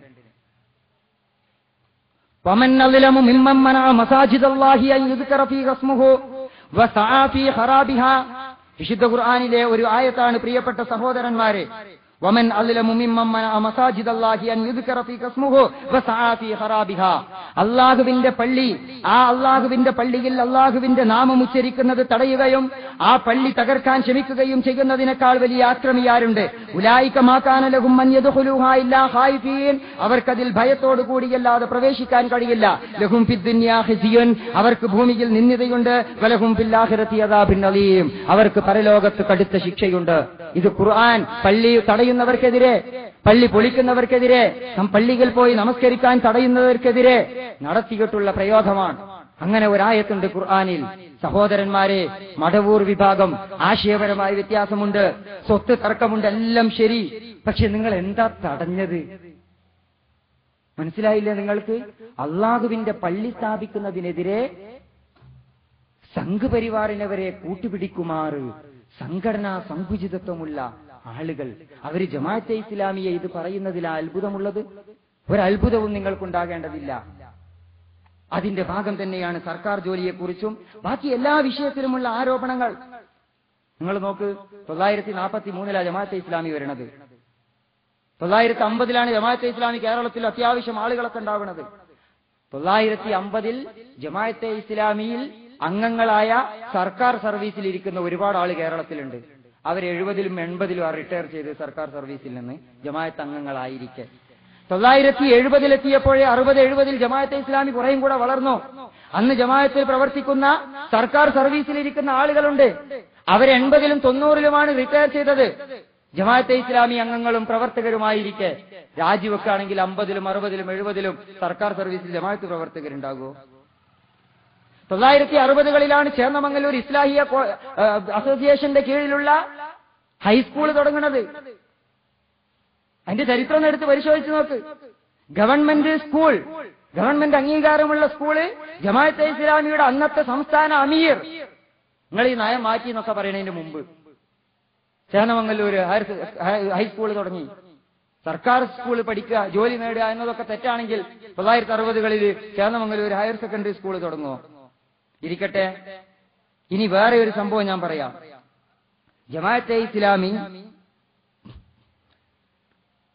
967 മാർച്ച് അൽ-മുർഷിദ്, 967 മാർച്ചിലെ അൽ-മുർഷിദാണ്. ഇത് ശരിക്കും പിടിക്കണം കേട്ടോ, പിന്നെ അവർ നിഷേധിക്കും. 967 മാർച്ചിലെ അൽ-മുർഷിദിന്റെ വാർഷിക പതിപ്പാണ്. ആ വാർഷിക പതിപ്പിൽ ഇവർ എഴുതാണ്, ജമാഅത്ത് കേന്ദ്രങ്ങളിൽ കേരള അമീറിന്റെ ആശീർവാദത്തോടെ ഗവൺമെന്റ് സഹായത്തോടും കൂടി പാഠപദ്ധതിയോടും കൂടി, ഗവൺമെന്റ് സഹായത്തോടും ഗവൺമെന്റ് പാഠ്യപദ്ധതിയോടും കൂടി സെക്കൻഡറി സ്കൂളുകൾ സ്ഥാപിച്ച് നടത്തി വരുന്നുണ്ട്. അൽ-മുർഷിദ് എഴുതിയതാ. 967 ഞങ്ങൾ ഗവൺമെന്റ് സ്കൂൾ നടത്തുന്നുണ്ട്. എന്നിട്ട് ഇപ്പുറത്ത് വന്നിട്ട് പറയുന്നു ഗവൺമെന്റ് സർക്കാർ ജോലിക്കും ഗവൺമെന്റ് വിദ്യാഭ്യാസത്തിനും നമ്മൾ എതിരായിരുന്നു എന്ന്. സഹോദരന്മാരെ, ജമാഅത്തെ ഇസ്ലാമി ഒരിക്കലും അത് പറഞ്ഞിട്ടില്ല. ഇനി അതിനപ്പുറം ഒരു കാര്യമുണ്ട്. കാഫിർ ഗവൺമെന്റ്, അമുസ്ലിം ഗവൺമെന്റിലെ പ്രജയായി ജീവിക്കുക, അമുസ്ലിം ഗവൺമെന്റിന്റെ നിയമനിർമ്മാണത്തിൽ പങ്കാളികളാവുക, ഇതൊക്കെ ഹറാമാണ് എന്ന് മുജാഹിദ് സംഘടന ഫത്വ ഇറക്കിയിട്ടുണ്ട്. 951 ഫെബ്രുവരി 20 പുറത്തിറക്കിയ അൽമനാർ, 951 ഫെബ്രുവരി 20 പുറത്തിറക്കിയ അൽമനാർ, അതിലെ 9ാമത്തെ ചോദ്യം, മുമ്പ് വന്ന വല്ല പ്രവാചകനും ഇതര ഗവൺമെന്റിന്റെ പ്രജയായി ജീവിച്ചിട്ടുണ്ടോ? ആരൊക്കെയാണ്? അങ്ങനെ ഉണ്ടെങ്കിൽ ആരൊക്കെയാണ്? മറുപടി പറയാണ്. ആരാ മറുപടി പറയണെന്നറിയോ? കെ എം മൗലവിയും ഇ കെ മൗലവിയും, ജംഇയ്യത്തുൽ ഉലമയുടെ പ്രസിഡന്റ് കെ എം മൗലവിയും ഇ കെ മൗലവിയുമാണ്. അപ്പോ മറുപടി ഇതാണ്, യാതൊരു നബിയും നബിയായി റബ്ബ് നിയോഗിച്ച ശേഷം യാതൊരു കാഫിർ ഗവൺമെന്റിന്റെയും പ്രജയായി ജീവിച്ചിട്ടില്ല. അള്ളാഹുവിന്റെ അനുവാദത്തോടുകൂടി തനിക്ക് മറ്റുള്ളവരെ വഴിപ്പെടുവാൻ വേണ്ടിയല്ലാതെ ഒരു ദൂതനെയും റസൂലിനെയും നാം നിയോഗിച്ചിട്ടില്ല എന്ന് അള്ളാഹു പറയുന്നു. കാഫിർ ഗവൺമെന്റിന്റെ പ്രജയായി ജീവിക്കുക എന്ന് വെച്ചാൽ ആ ഗവൺമെന്റിന്റെ ആജ്ഞകളെ അനുസരിക്കുന്ന വിധത്തിൽ ജീവിക്കുക എന്നാണല്ലോ അർത്ഥം. നബിക്ക് മറ്റുള്ളവർ അള്ളാഹുവിന്റെ അനുമതിയോടുകൂടി വഴിപ്പെടുകയാണ് വേണ്ടത്. അദ്ദേഹം അള്ളാഹുവിന് വഴിപ്പെടുകയും തന്റെ നായകനായി വേറെ നബിയുണ്ടെങ്കിൽ അള്ളാഹുവിന്റെ അനുവാദത്തോടുകൂടി അദ്ദേഹത്തിന് വഴിപ്പെടുകയുമല്ലാതെ യാതൊരു കാഫിറിനും വഴിപ്പെടുവാൻ പാടുള്ളതല്ല.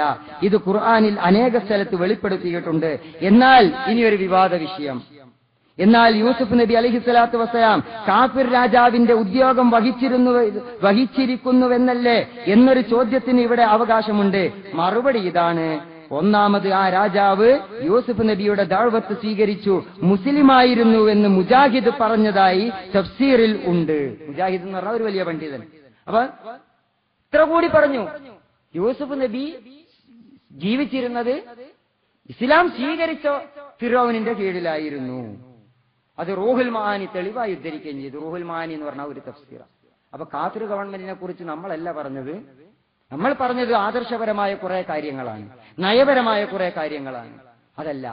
പക്ഷേ ഇങ്ങനെ ഒരു ഫത്വ നിങ്ങളുടേതായിട്ട് ഉണ്ട്. അങ്ങനെ ഒരു ഫത്വ എന്നല്ല, കുറെ ഉണ്ട്, ഒരുപാടെണ്ണം. മുജാഹിദ് സംഘടനകളുടെ രഹസ്യ സർക്കുലറും യോഗങ്ങളുടെ മിനിറ്റ്സ് അച്ചടിച്ച് വിതരണം ചെയ്ത മിനിറ്റ്സും എന്റെ കയ്യിലുണ്ട്. ഇൻഷാ അല്ലാഹ് അതൊക്കെ ആവശ്യമെങ്കിൽ പിന്നെ നമ്മൾ പറയും. അപ്പൊ ജമാഅത്തെ ഇസ്ലാമിയെ സംബന്ധിച്ചിടത്തോളം അത് മുന്നോട്ട് വെക്കുന്നത് പ്രവാചകന്മാർ പ്രബോധനം ചെയ്ത ഇസ്ലാമാണ്, ഇസ്ലാമിന്റെ ആദർശമാണ്. പ്രവാചകന്മാർ എന്ത് ലക്ഷ്യത്തിനാണോ പ്രവർത്തിച്ചത്, ജമാഅത്തെ ഇസ്ലാമിയുടെ ഭരണഘടനയിലും എഴുതി വെച്ചിരിക്കുന്നു, അതാണ് ലക്ഷ്യം. ശറഅ ലക്കും മിനദ്ദീനി മാ വസ്വാ ബിഹി നൂഹൻ വല്ലദീ യൗഹൈനാ ഇലൈക എന്ന് പറഞ്ഞുകൊണ്ടുള്ള ആയത്ത് സൂറത്ത് ശൂറയിൽ നിങ്ങൾക്ക് കാണാം. അൻ അഖീമുദ്ദീന വലാ തതഫറഖൂ ഫീഹി. എന്തിനാണ്? പ്രവാചകരെ, നിങ്ങൾക്ക് നാം നിയമമാക്കി തന്നിരിക്കുന്നു. മുസ്ലിം സമൂഹത്തോട് പറയാം, നിങ്ങൾക്ക് നാം നിയമമാക്കി ലക്ഷ്യമാക്കി നിശ്ചയിച്ചിരിക്കുന്നു. എന്ത്? നൂഹ് നബിയോട് പറഞ്ഞത്, ഇബ്രാഹിം നബിയോട് പറഞ്ഞത്, ഈസാ നബിയോടും മൂസാ നബിയോടും പറഞ്ഞത്, മുഹമ്മദ് നബി സല്ലല്ലാഹു അലൈഹി വസല്ലമയോട് പറഞ്ഞത്, ഇതാണ് നിങ്ങൾക്കും നാം നിയമമാക്കി തന്നിരിക്കുന്നത്. എന്താ നിയമം? അൻ അഖീമുദ്ദീൻ, അല്ലാഹുവിന്റെ ദീൻ പൂർണ്ണമായ രൂപത്തിൽ ഇവിടെ സ്ഥാപിക്കണം. വലാ തതഫറഖൂ ഫീഹി, നിങ്ങൾ ഭിന്നിക്കാൻ പാടില്ല. ഇതിനെ തന്നെയാണ് വേറൊരർത്ഥത്തിൽ അംറും ബിൽ മഅറൂഫ് വനഹ്യുൻ അനിൽ മുൻകർ എന്ന് പറഞ്ഞത്. നന്മ കൽപ്പിക്കുക, തിന്മ വിരോധിക്കുക എന്ന് പറഞ്ഞത്. മുസ്ലിം സമൂഹത്തിന്റെ ഉത്തരവാദിത്തം എന്താണ്? അള്ളാഹുവിന്റെ ദീൻ സ്ഥാപിക്കുക, രാഷ്ട്രം സ്ഥാപിക്കുക എന്നല്ല, ദീൻ സ്ഥാപിക്കുക. അതിൽ വ്യക്തി ജീവിതത്തിലെ ഇസ്ലാം വരും, ആരാധനകൾ വരും, കുടുംബജീവിതം വരും, സാംസ്കാരിക മേഖല വരും, അതിൽ സാമ്പത്തിക വിഷയം വരും, അതിൽ രാഷ്ട്രവും ഭരണവും ഒക്കെ വരും. ദീൻ സ്ഥാപിക്കുക, ഇതാണ് ജമാഅത്തെ ഇസ്ലാമിയുടെ ലക്ഷ്യം. രാഷ്ട്രം സ്ഥാപിക്കുക എന്നതല്ല, നമ്മൾ മനസ്സിലാക്കണം. എന്തിനാ മുസ്ലിം സമൂഹം ഒരുമിച്ച് നിൽക്കേണ്ടത്? അൻ അഖീമുദ്ദീന വലാ തതഫറഖൂ ഫീഹി, ദീൻ സ്ഥാപിക്കുക, നിങ്ങൾ അതിൽ ഭിന്നിക്കരുത്. കൈകെട്ടുന്ന കാര്യത്തിൽ, നമസ്കാരത്തിൽ കൈകെട്ടുന്ന കാര്യത്തിൽ നിങ്ങൾക്ക് ഭിന്നിക്കാം, കുനൂത്ത് ഓതുന്ന വിഷയത്തിൽ നിങ്ങൾക്ക് ഭിന്നിക്കാം, തലമറക്കുന്ന വിഷയത്തിൽ നിങ്ങൾക്ക് ഭിന്നിക്കാം. സുഹൃത്തുക്കളെ ജിന്ന് വിഷയത്തിൽ നിങ്ങൾ ഭിന്നിച്ചോ, അത്തഹിയ്യാത്തിൽ വിരലനക്കുന്ന കാര്യത്തിൽ നിങ്ങൾ ഭിന്നിച്ചോ, മരം നടൽ തൗഹീദാണോ അല്ലേ എന്ന വിഷയത്തിലും നിങ്ങൾ ഭിന്നിച്ച പക്ഷേ അൻ അഖീമുദ്ദീന വലാ തതഫറഖൂ ഫീഹി, ഇഖാമത്തുദ്ദീനിൽ ഭിന്നത പാടില്ല. എന്താ കേരള നദുവത്തുൽ മുജാഹിദിന്റെ ലക്ഷ്യം? ഖുർആൻ പറയുന്നു ഇഖാമത്തുദ്ദീൻ ആകണം. നിങ്ങളുടെ ഭരണഘടന എടുത്തിട്ട് നിങ്ങൾ വായിക്കുക. എന്താ ISMന്റെ ലക്ഷ്യം?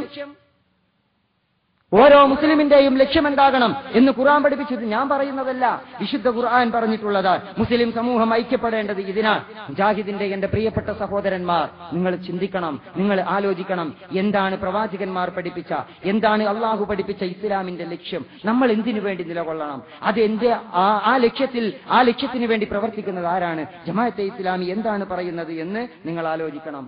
പ്രവാചകന്മാർ പറഞ്ഞ തൗഹീദ്, ആ തൗഹീദാണ് ജമാഅത്തെ ഇസ്ലാമി ഉയർത്തിപ്പിടിക്കുന്നത്. നിങ്ങൾ നോക്കൂ, എല്ലാ പ്രവാചകന്മാരും ഉയർത്തിപ്പിടിച്ച തൗഹീദ്, ആ തൗഹീദാ ജമാഅത്തെ ഇസ്ലാമി പറയുന്നത്. പ്രവാചകന്മാരെന്താ പറഞ്ഞത്? ഏകനായ അള്ളാഹുവെ മാത്രം ആരാധിക്കണം, ഏകനായ അള്ളാഹുവിന് മാത്രം വഴിപ്പെടണം എന്നത് അൽമനാറിന്റെ പ്രയോഗം. ഇബാദത്തിന് ഏറ്റവും നല്ല അർത്ഥം അതാണ്. അത് നമ്മൾ ഇബാദത്ത് ചർച്ചയിൽ വേറെ പറയാം. ഇതൊരു ഭാഗത്ത് അംഗീകരിച്ചു. മറുഭാഗത്ത് പറയുന്നു അള്ളാഹുവിന്റേതല്ലാത്ത നിയമങ്ങളെ, അള്ളാഹുവിന്റെ നിയമത്തിന് വിരുദ്ധമാകുന്ന നിയമങ്ങളെ തള്ളിപ്പറയണം, എല്ലാ തിന്മകളെയും നിങ്ങൾ എതിർക്കണം. നൂഹ് നബി അലൈഹി സ്വലാത്തു വസ്സലാം തൗഹീദ് ഉയർത്തിപ്പിടിച്ചു. അദ്ദേഹം വിഗ്രഹാരാധനയെ എതിർത്തു, പലിശയെയും ജാതീയതയെയും എതിർത്തു. നൂഹ് നബിയുടെ തൗഹീദ് ഏകനായ അള്ളാഹുവിനെ മാത്രം ആരാധിക്കണമെന്ന് പറഞ്ഞപ്പോൾ അദ്ദേഹം ജാതീയതയെയും പലിശയെയും എതിർത്തു. അതായിരുന്നു നൂഹ് നബിയുടെ തൗഹീദ്. ശുഐബ് നബി അലൈഹി സ്വലാത്തു വസ്സലാം പറഞ്ഞു നിങ്ങൾ ഏകനായ അള്ളാഹുവിനെ ആരാധിക്കണം, സാമ്പത്തിക രംഗത്തെ തിന്മയെ എതിർത്തു. നൂഹ് നബിയുടെ തൗഹീദ് ഏകനായ അള്ളാഹുവിനെ ആരാധിക്കണമെന്ന് പഠിപ്പിച്ചപ്പോൾ ആ തൗഹീദ് സാമ്പത്തിക രംഗത്തെ വൃത്തികേടുകളെ എതിർത്തു. ലൂത്ത് നബി അലൈഹി സ്വലാത്തു വസ്സലാം തൗഹീദാണ് പ്രബോധനം ചെയ്തത്. പക്ഷെ അദ്ദേഹം ജനങ്ങളോട് പറഞ്ഞു സ്വവർഗരതി പാടില്ല.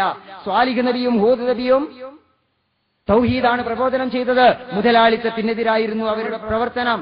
ഈസാ നബി തൗഹീദാണ് പ്രബോധനം ചെയ്തത്. പൗരോഹിത്യത്തിനെതിരായിരുന്നു അദ്ദേഹത്തിന്റെ പ്രവർത്തനം. അപ്പോൾ തൗഹീദ് എന്ന് പറയുന്നത് അള്ളാഹുവിനെ ആരാധിക്കുക, അള്ളാഹുവിനെ ഇബാദത്ത് ചെയ്യുക എന്നത് അതിന്റെ ഏറ്റവും പ്രധാനപ്പെട്ട ഒരു ഭാഗമാണ്. എന്നാൽ ആ തൗഹീദ് സമൂഹത്തിലുള്ള തൗഹീദ് വിരുദ്ധമായ, ഇസ്ലാം വിരുദ്ധമായ എല്ലാ നടപടിക്രമങ്ങളെയും ചോദ്യം ചെയ്യുന്നു. അത് തൗഹീദിന്റെ പ്രായോഗികമായ ഇടപെടലുകളിൽ ഒന്നാണ്. മൂസാ നബിയെ നമ്മൾ നോക്ക്. മൂസാ നബിയുടെ സമൂഹത്തില് വിഗ്രഹം എന്താ? പശുക്കുട്ടിയാണ്. ബനൂ ഇസ്രായേലരുടെ, ഈജിപ്തിലെ ജനതയുടെ വിഗ്രഹങ്ങളിൽ ഒന്ന് പശുക്കുട്ടിയാണ്. പക്ഷെ മൂസാ നബിയും പശുക്കുട്ടിയെ എതിർത്തുകൊണ്ടുള്ള മൂസാ നബിയുടെ സംസാരം വരുന്നത് എവിടെയാ? ഈജിപ്തിൽ നിന്ന് പോന്നിട്ട് സീനാ മരുഭൂമിയിലേക്ക് എത്തുന്ന സമയത്ത് തൂർ പർവ്വതത്തിൽ തൗറാത്ത് വാങ്ങാൻ വേണ്ടി പോയപ്പം ഈജിപ്തിൽ മൂസാ നബി ആരെയാ നേരിട്ടത്? ഫറോവ. ഫറോവ വിഗ്രഹമായിരുന്നോ? ഫറോവ മക്ബറയായിരുന്നോ?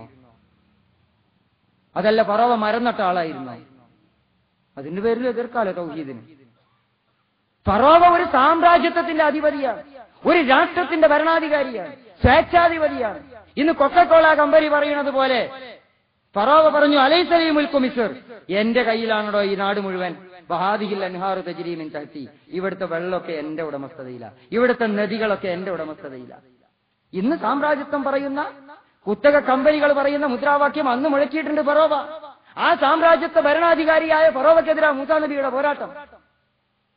അതിൽ രാഷ്ട്രീയമുള്ള തൗഹീദാണ്, ഭരണാധികാരിയോട് ഏറ്റുമുട്ടിയ തൗഹീദാണ്, രാഷ്ട്രീയക്കാരന്റെ അമ്മിക്കടിയിലേക്ക് വാല് തിരികെ വെച്ചു കൊടുത്ത തൗഹീദ് മൂസാ നബിക്ക് അറിയുമായിരുന്നില്ല. പിന്നെ ഇബ്രാഹിം നബി, നിങ്ങൾ നോക്ക്, ഇബ്രാഹിം നബിയുടെ ഒരു ഭാഗത്തെ എതിരാളി ആസർ എന്ന് പറയുന്ന പുരോഹിതൻ, ആരാധനാരംഗത്തെ ഷിർക്കിനെതിരെയാണ് അദ്ദേഹം പൊരുതിയത്. മറുഭാഗത്ത് നമ്രൂദ് എന്ന രാഷ്ട്രീയ നേതാവ്, ഭരണാധികാരി, അദ്ദേഹത്തിനെതിരെയാണ് ഇബ്രാഹിം നബി പൊരുതിയത്. എന്നിട്ട് ഇവിടെ പ്രസംഗിച്ചു പോയ മുജാഹിദിന്റെ പ്രസംഗകൻ, ജമാഅത്തെ ഇസ്ലാമിയെ എതിർക്കാനുള്ള അദ്ദേഹത്തിന്റെ വ്യഗ്രത നമുക്ക് മനസ്സിലാക്കാം. പക്ഷേ അതിന് ജമാഅത്തെ ഇസ്ലാമിയെ എതിർക്കാൻ വേണ്ടി പ്രവാചകന്റെ ഒരു പ്രബോധനത്തിന്റെ മർമ്മപ്രധാനമായ ഭാഗത്തെ നിഷേധിച്ചു കളഞ്ഞു അദ്ദേഹം. ആ പ്രസംഗകൻ പറയാണ്, നമ്രൂദിനെ ഇബ്രാഹിം നബി എതിർത്തിട്ടില്ല, നമ്രൂദിന്റെ നിയമം മാറ്റണമെന്ന് ഇബ്രാഹിം നബി പറഞ്ഞിട്ടില്ല, ആസറിനെ മാത്രമാണ് ഇബ്രാഹിം നബി എതിർത്തത്. എന്റെ പ്രിയപ്പെട്ട പ്രവർത്തകരെ, നമുക്ക് ഈ LCD പ്രൊജക്ടറിൽ വിശ്വാസമില്ലാത്തതുകൊണ്ട്, നമ്മുടെ ഈമാൻ കാര്യത്തിൽ ഏഴാമത്തേതായിട്ട് LCD പ്രൊജക്ടർ വരാത്തതുകൊണ്ട് അദ്ദേഹത്തിന്റെ വാചകം അങ്ങനെ തന്നെ കാണിക്കാൻ എനിക്ക് പ്രയാസമുണ്ട്. ആ ഒരു പ്രയാസം നിങ്ങൾ മനസ്സിലാക്കണമെന്ന് പറഞ്ഞുകൊണ്ട് ഞാൻ പറയാം.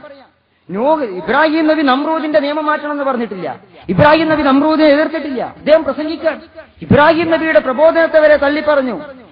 ആസറിനോട് മാത്രമല്ല ഇബ്രാഹിം നബി ഏറ്റുമുട്ടിയത്, നമ്രൂദിനോട് കൂടിയാണ്. ആസറിനോട് നടന്നതുപോലെയോ അതിലേറെയോ സംവാദം ഇബ്രാഹിം നബി അലൈഹി സ്വലാത്തു വസ്സലാം നമ്രൂദിനോട് നടത്തിയിട്ടുണ്ട്.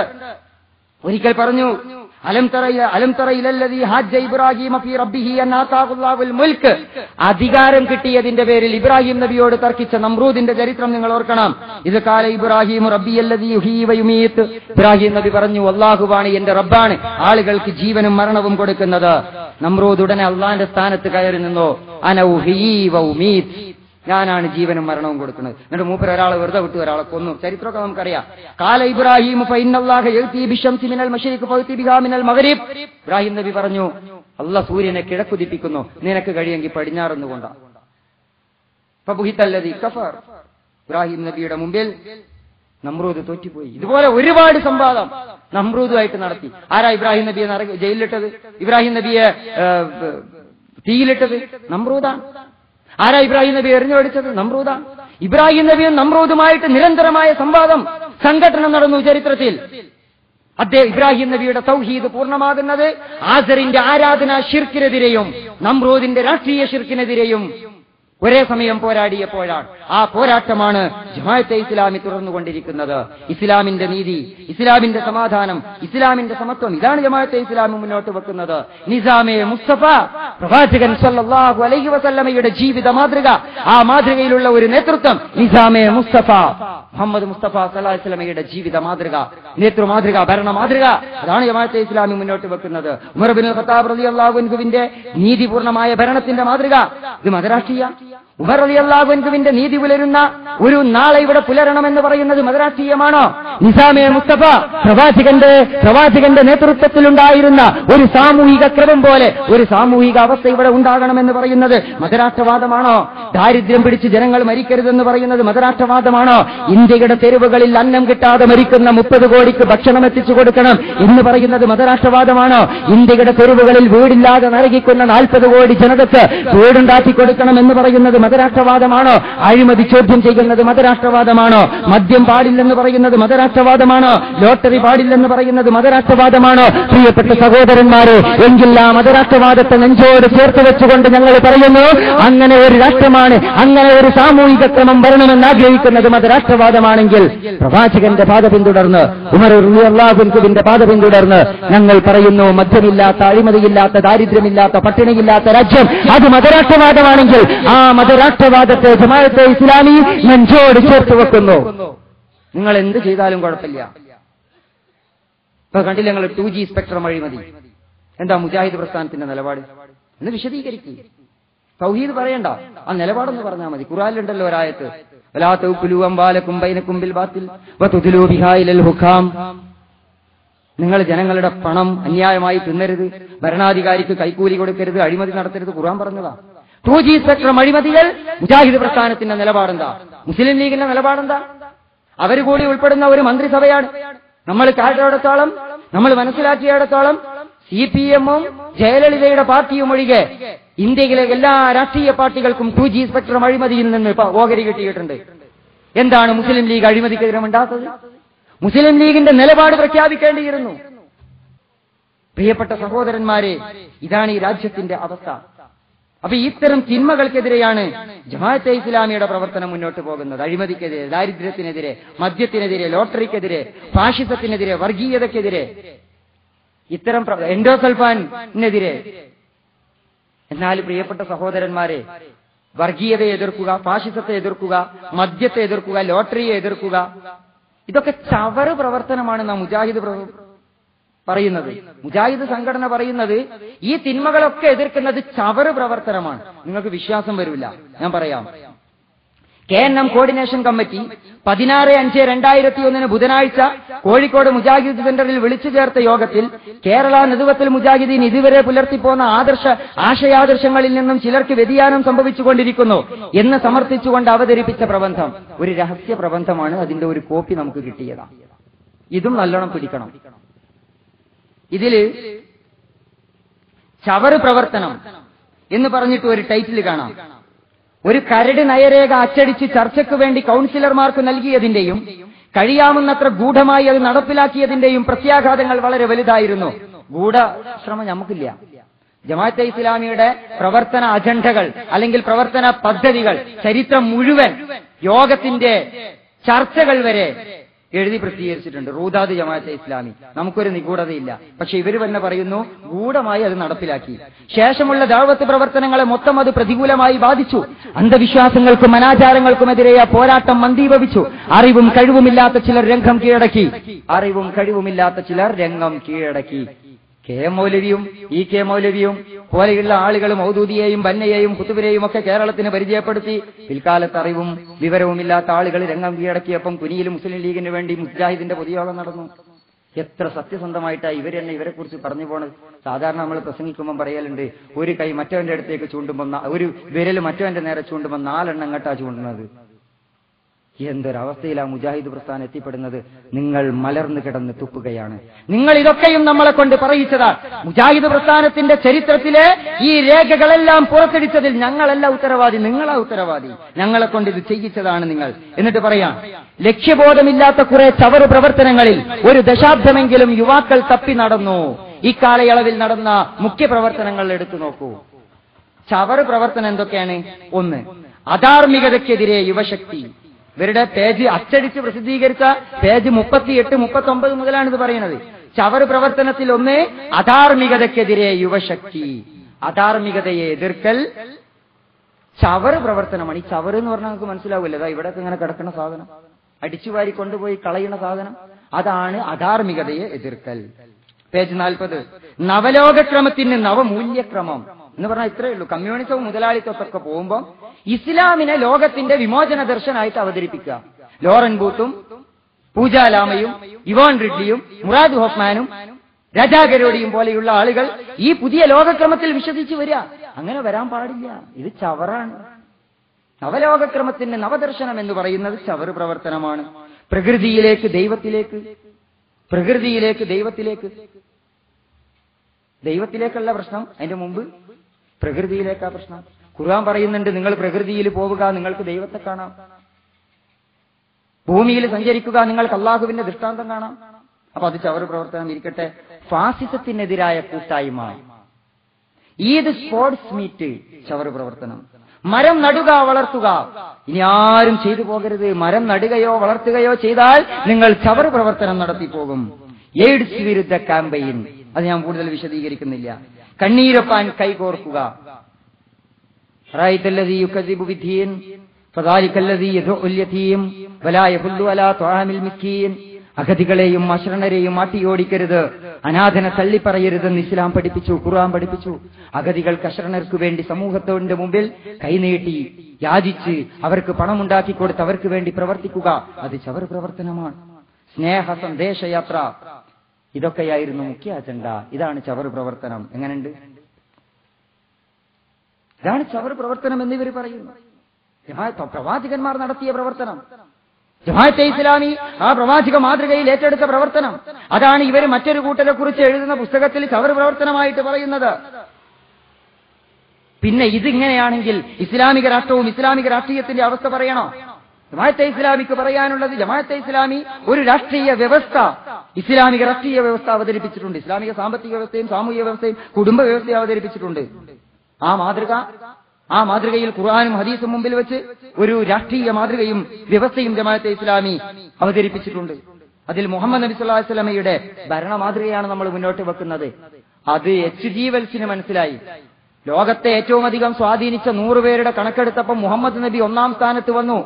ആരാ കൊടുത്തത്? മുസ്ലിം അല്ലാത്ത H.G. വെൽസ്. അദ്ദേഹം പറഞ്ഞത് എന്താ?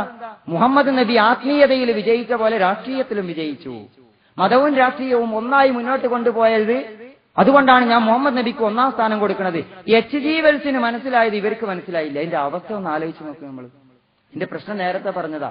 വിവരമില്ലാത്ത നേതാക്കൾ സംഘടനയുടെ നേതൃത്വത്തിൽ വന്നു. നമ്മൾ ആലോചിക്കണം. ഞാൻ നേരത്തെ പറഞ്ഞല്ലോ ഹുസൈൻ റളിയല്ലാഹു അൻഹുവിന്റെ രക്തസാക്ഷ്യത്തെക്കുറിച്ച്, ഉമർ ബിൻ അബ്ദുൽ അസീസിനെ കുറിച്ച്. അതൊക്കെ ഇസ്ലാമിന്റെ രാഷ്ട്രീയ ഭരണക്രമങ്ങൾ മുന്നോട്ട് വെച്ചതാ. മൗദൂദി സാഹിബും പറഞ്ഞത് ഇത് തന്നെയാണ്. മൗദൂദി സാഹിബും ഉയർത്തിപ്പിടിച്ചത് ഇതാ.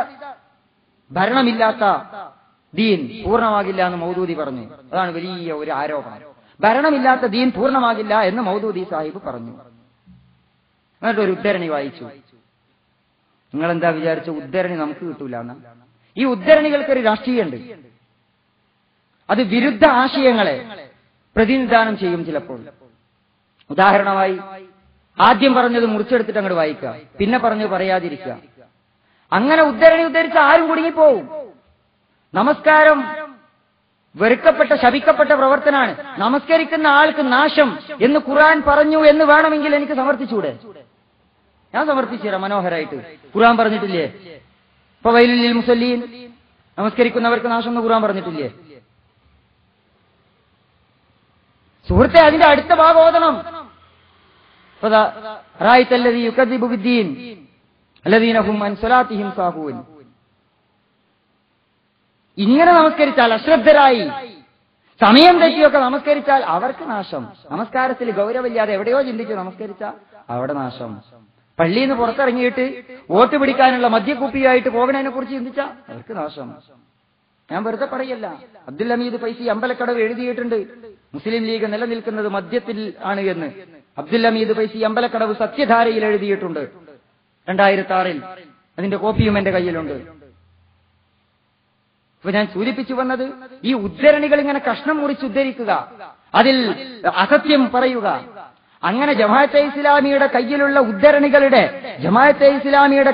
ഉദ്ധരണികളുടെയും പുസ്തകങ്ങളുടെയും ഒരു നിര, അത് ഞാൻ ഇങ്ങോട്ട് ഉദ്ധരിക്കാൻ തുടങ്ങിയാൽ, മുജാഹിദ് പ്രസ്ഥാനത്തിന്റെ ചരിത്രത്തെക്കുറിച്ച് പറയുന്ന ഉദ്ധരണികളുടെ വലിയൊരു നിരയുണ്ട്. മുജാഹിദ് പ്രസ്ഥാനത്തിന്റെ ചരിത്രത്തെക്കുറിച്ച് പറയുന്ന, അവർ ചെയ്തു കൂട്ടിയിട്ടുള്ള ഒരുപാട് വൃത്തികേടുകളുടെ, ഇസ്ലാമിക വിരുദ്ധമായ അജണ്ടകളുടെ ഒരുപാട് ഉദ്ധരണികൾ. നിങ്ങൾ വിചാരിച്ച ഉദ്ധരണികൾ നമ്മുടെ കയ്യിലില്ലെന്ന്? എന്റെ അലമാരയിൽ, എന്റെ ഷെൽഫിൽ അൽമനാറിന്റെ ചരിത്രത്തിലെ ഒരുപാട് കോപ്പികളുണ്ട്. മുജാഹിദ് പ്രസ്ഥാനം തമ്മിൽ ഇറക്കിയിട്ടുള്ളതുണ്ട്. അങ്ങനെയുള്ള ഒന്നാണിത്. മടവൂരികളും കോക്കസും. CP ഉമർ സുല്ലമിയുടെ എന്റെ നിലപാടിന് മറുപടി. മുജാഹിദ് പ്രസ്ഥാനം എന്തുകൊണ്ട് മുജാഹിദ് പ്രസ്ഥാനത്തിൽ എന്തുണ്ടായി? ഇത് 2 രഹസ്യരേഖകളാ. ഇങ്ങനെ ഒരുപാടെണ്ണം ഇനിയും നമ്മുടെ കയ്യിലുണ്ട്. അതുകൊണ്ട് നിങ്ങൾ പേടിക്കണ്ട. ഇനി വല്ലാതെ പ്രയാസം ഉണ്ടാവുകയാണ് എന്നെ വിളിച്ചോ, ബാക്കി നമുക്ക് നോക്കാം. ഉദ്ധരണികൾ ജമാഅത്തെ ഇസ്ലാമിയുടെ പ്രസംഗകരിൽ വളരെ ഒരു ചെറിയ ശതമാനം മുജാഹിദുകാരുടെ ഉദ്ധരണികൾ, ചരിത്രത്തിലുള്ള ഉദ്ധരണികൾ മുഴുവൻ കേരളത്തിന്റെ തെരുവുകൾ തോറും അച്ചടിച്ച് വിതരണം ചെയ്യുകയും പ്രസംഗിച്ച് നടക്കുകയും ചെയ്താൽ മുജാഹിദ് പ്രസ്ഥാനത്തിന് പിന്നെ മുജാഹിദ് സെന്ററും മർക്കസ് ദഅവയും പൂട്ടിയിട്ട് ആടിനെ മേക്കാൻ പോവേണ്ടി വരും. ഇവരുടെ ഒരു നേതാവ് പോയ പോലെ. അങ്ങനെ ഒരു നേതാവ് പോയിട്ടുണ്ട്. ഇത് പിളർന്ന ഒന്നായിട്ടല്ല, 2, 3, 4 ഒക്കെയാണ്. കേരള കോൺഗ്രസ്, അതിനപ്പുറത്ത് ജനതാദളൊക്കെ പിളർന്ന മതി. ഒരു കൂട്ടർ ആടിനെ മേക്കൽ സുന്നത്ത്, അങ്ങനെ പോകേണ്ടി വരും. നിങ്ങളൊന്ന് ആലോചിച്ച് നോക്ക്. ആടിനെ മേക്കൽ സുന്നത്താണ് എന്ന് പറഞ്ഞത് എത്രയോ നന്നായി. അതൊക്കെ റസൂലുള്ള ഒട്ടകത്തെയാണ് മേച്ചിരുന്നത്, ഞങ്ങൾ ഒട്ടകത്തെ മേക്കാനാണ് പോണത് എന്ന് പറഞ്ഞാൽ എന്താകുമായിരുന്നു അവസ്ഥ? നിങ്ങളൊന്ന് ആലോചിച്ച് നോക്ക്. എങ്ങോട്ട് പോകുമായിരുന്നു ഈ സംഘടന? ആ ഒരു അവസ്ഥയിലേക്ക് നിങ്ങൾ വരും. അതുപോലെ തന്നെ മുജാഹിദിന്റെ പ്രസംഗകരോടും പ്രവർത്തകരോടും എനിക്ക് പറയാനുള്ളത്, ഞാൻ ചില സ്ഥലങ്ങളിൽ 1 വർഷം മുമ്പ് 1-2 സ്ഥലത്ത് പരിപാടി നടത്തിയിട്ടുണ്ട്. അവിടേക്ക് നിങ്ങളൊന്ന് വിളിച്ച് ചോദിക്കണം, ആ പ്രസംഗങ്ങൾക്കു ശേഷം അവിടെ മുജാഹിദ് പരിപാടി നടന്നിട്ടുണ്ടോ? നടന്നിട്ടുണ്ടെങ്കിൽ അതിന്റെ അവസ്ഥ എന്താണ് എന്ന്. ഇവിടെ എനിക്കൊരു മറുപടി പ്രസംഗം എന്തായാലും നിങ്ങൾ വെക്കുകയാണെങ്കിൽ 2 കാര്യം ഞാൻ പറയുന്നു. ഇവിടെ ഞാൻ ഉന്നയിച്ച ഓരോ വിമർശനത്തിനും 1920കളിൽ ഐക്യസംഘം ഉണ്ടായത് മുതൽ 2010 വരെ 2010 ശബാബ് വാരികയിലെ മതരാഷ്ട്രീയ വിജയികളെ കുറിച്ചുള്ള ഉദ്ധരണി വരെ ഞാൻ ഉന്നയിച്ച ഓരോ വിമർശനത്തിനും നിങ്ങൾ അക്കമിട്ട് മറുപടി പറയണം. അപ്പൊ നമുക്ക് ബാക്കി കാര്യങ്ങൾ നോക്കാം. നമ്മുടെ ജമാഅത്തെ ഇസ്ലാമി അല്ലെങ്കിൽ മൗദൂദി ഭരണമില്ലാത്ത ദീൻ അത് തകർന്നു പോകും, അത് അപൂർണമാണ് എന്ന് പറഞ്ഞു. ജമാഅത്ത് മൗദൂദി സാഹിബ് അത് പറഞ്ഞിട്ടുണ്ട്. പക്ഷെ അതിനപ്പുറം ഇപ്പുറം ഒക്കെ പറഞ്ഞിട്ടുണ്ട്. ആ അപ്പുറം ഇപ്പുറം ഒക്കെ പറഞ്ഞത് നിങ്ങൾ വായിക്കണം. ഇസ്ലാമിനെ അതിന്റെ സമ്പൂർണ്ണതയിൽ അവതരിപ്പിക്കുകയാണ് സയ്യിദ് മൗദൂദി ചെയ്തിട്ടുള്ളത്. ഇരിക്കട്ടെ പ്രിയപ്പെട്ട സഹോദരന്മാരെ, ഇമാം ഗസാലി എന്താ പറഞ്ഞത്? അദ്ദീനു വൽ മുൽക്കു തവാമാനി വദ്ദീനു അസ്ലിൻ വസുൽത്താനു ഹാരിസുൻ ഫമാലാ അസ്ല ലഹു ഫമഖ്ദൂമുൻ വമാലാ ഹാരിസ ലഹു ഫദായിഉൻ. ദീനും രാഷ്ട്രവും മതവും രാഷ്ട്രീയവും ഇരട്ടപെറ്റ സന്തതികളാണ്. ദീൻ അടിസ്ഥാനമാണ്, രാഷ്ട്രീയം ഭരണാധികാരി അതിന്റെ കാവൽക്കാരനാണ്. ഇവല് രാഷ്ട്രീയം മതത്തിന് കാവൽ നിന്നതാണ് 67 നമ്മൾ മദ്യ നിയമത്തിലൂടെ കണ്ടത്. മതം അടിത്തറയാണ്, സുൽത്താൻ അതിന്റെ കാവൽക്കാരനാണ്, ഭരണാധികാരി. എന്നിട്ടോ അസിലില്ലാത്തത് അടിത്തറയില്ലാത്തത് തകർന്നു പോകും, കാവൽക്കാരനില്ലാത്തത് പാഴായി പോകും എന്ന് ഇമാം ഗസാലി പറഞ്ഞു. ഇത് തന്നെയാ മൗദൂദി സാഹിബ് വേറൊരു ഭാഷയിൽ പറഞ്ഞത്. പ്രമുഖ സലഫി പണ്ഡിതനായ ഇബ്നു തൈമിയ മൗദൂദി സാഹിബ് പറഞ്ഞതുപോലെ തന്നെ പറഞ്ഞു, ഭരണമില്ലാത്ത ദീൻ, അധികാരമില്ലാത്ത ദീൻ പൂർത്തിയാകില്ല. സലഫി പണ്ഡിതനായ ഇബ്നു തൈമിയയുടെ ഉജ്ജ്വലമായ ഗ്രന്ഥമാണ് സിയാസത്തു ശർഇയ്യ. 161, 162, 166 പേജ്. ആ സിയാസത്തു ശർഇയ്യയിൽ അദ്ദേഹം പറയുന്നു, പുസ്തകമൊന്നും നിങ്ങൾക്ക് കിട്ടിയിട്ടില്ല, കുഴപ്പമില്ല, നിങ്ങൾ ഇന്റർനെറ്റിൽ ആ സിയാസത്തു ശർഇയ്യ എന്ന് പറഞ്ഞിട്ട് ഞാൻ വായിക്കണ ഭാഗം അറബിയിൽ അടിച്ചു കൊടുത്താൽ മതി. യജിബു അൻ യഅരിഫ അന്ന വിലായത്തുൻ നാസി മിൻ അഅ്ളമി വാജിബാത്തിദ്ദീൻ ബൽ ലാ ഖിയാമ ലിദ്ദീൻ ഇല്ലാ ബിഹാ. എന്താ പറഞ്ഞത്? നിങ്ങൾ മനസ്സിലാക്കണം, ജനങ്ങളുടെ അധികാരം, ഭരണം ഏറ്റെടുക്കൽ മിൻ അഅ്ളമി വാജിബാത്തിദ്ദീൻ, ദീനിലെ ഏറ്റവും വലിയ നിർബന്ധങ്ങളിൽ ഒന്നാണ്. ബൽ ലാ ഖിയാമ ലിദ്ദീൻ ഇല്ലാ ബിഹാ, ഭരണവും അധികാരവും ഇല്ലാതെ ദീനിന് നിലനിൽപ്പില്ല. മൗദൂദി സാഹിബ് പറഞ്ഞത് തെറ്റാണെങ്കിൽ നിങ്ങൾ ആ ഫത്വ ഇബ്നു തൈമിയക്കെതിരെ കൂടിയിറക്കണം. നേരത്തെ ഒരാൾ ഒരു ഫത്വ ഇറക്കി, ജമാഅത്തെ ഇസ്ലാമി വനിതകളെ രംഗത്തിറക്കുന്നത് അതിനെതിരെ ശാപപ്രാർത്ഥന നടത്തി. ശാപപ്രാർത്ഥന നടത്തുന്നത് കുഴപ്പമില്ല, വനിതകളെ രംഗത്തിറക്കുന്നതിനെതിരെയാണ് ശാപപ്രാർത്ഥന എങ്കിൽ ആ ശാപപ്രാർത്ഥന മലപ്പുറത്തെ ഒരു തറവാട്ടിലേക്ക് പോയി കൂടി കൊള്ളും എന്ന് ഞാനെന്ന് പറഞ്ഞു. അതുപോലെ ഞാൻ പറയാണ്, നിങ്ങൾ മൗദൂദി പിഴച്ചവനാണെന്ന് പറയുന്നുണ്ടോ എങ്കിൽ ഇബ്നു തൈമിയക്കെതിരെ ആ ഫത്വ ഇറക്കണം. ഇനി പ്രിയപ്പെട്ട സഹോദരന്മാരെ, മുജാഹിദ് പ്രസ്ഥാനത്തിന്റെ ഒരുപാട് രേഖകൾ, അത് ഉദ്ധരിക്കാൻ മുഴുവൻ നമുക്ക് സമയമില്ല, ഓരോന്ന് മാത്രം നമ്മൾ പറഞ്ഞു പോകാം. മതവും രാഷ്ട്രീയവും ഒന്നാണ്. അബുൽ കലാം ആസാദിന്റെ ഏറ്റവും വലിയ സിദ്ധാന്തം ഹുക്കൂമത്തെ ഇലാഹി, ദൈവിക ആധിപത്യം, ഭരണം എന്ന് അബുൽ കലാം ആസാദ് പറഞ്ഞു. ആരാ അബുൽ കലാം ആസാദ്? നിങ്ങൾ വിചാരിക്കേണ്ട കോൺഗ്രസുകാരനായ ഒരു നേതാവ്, സ്വാതന്ത്ര്യ സമര സേനാനി മാത്രമല്ല അബുൽ കലാം ആസാദ്, അദ്ദേഹം ഇന്ത്യയിലെ സലഫി നേതാവാണ്, സലഫി പണ്ഡിതനാണ് അബുൽ കലാം ആസാദ്. അതല്ല എന്ന് നിങ്ങൾ ഇവിടെ പറയും, അപ്പൊ ആണോ അല്ലേ എന്നുള്ളത് നമുക്ക് വേറെ നോക്കാം.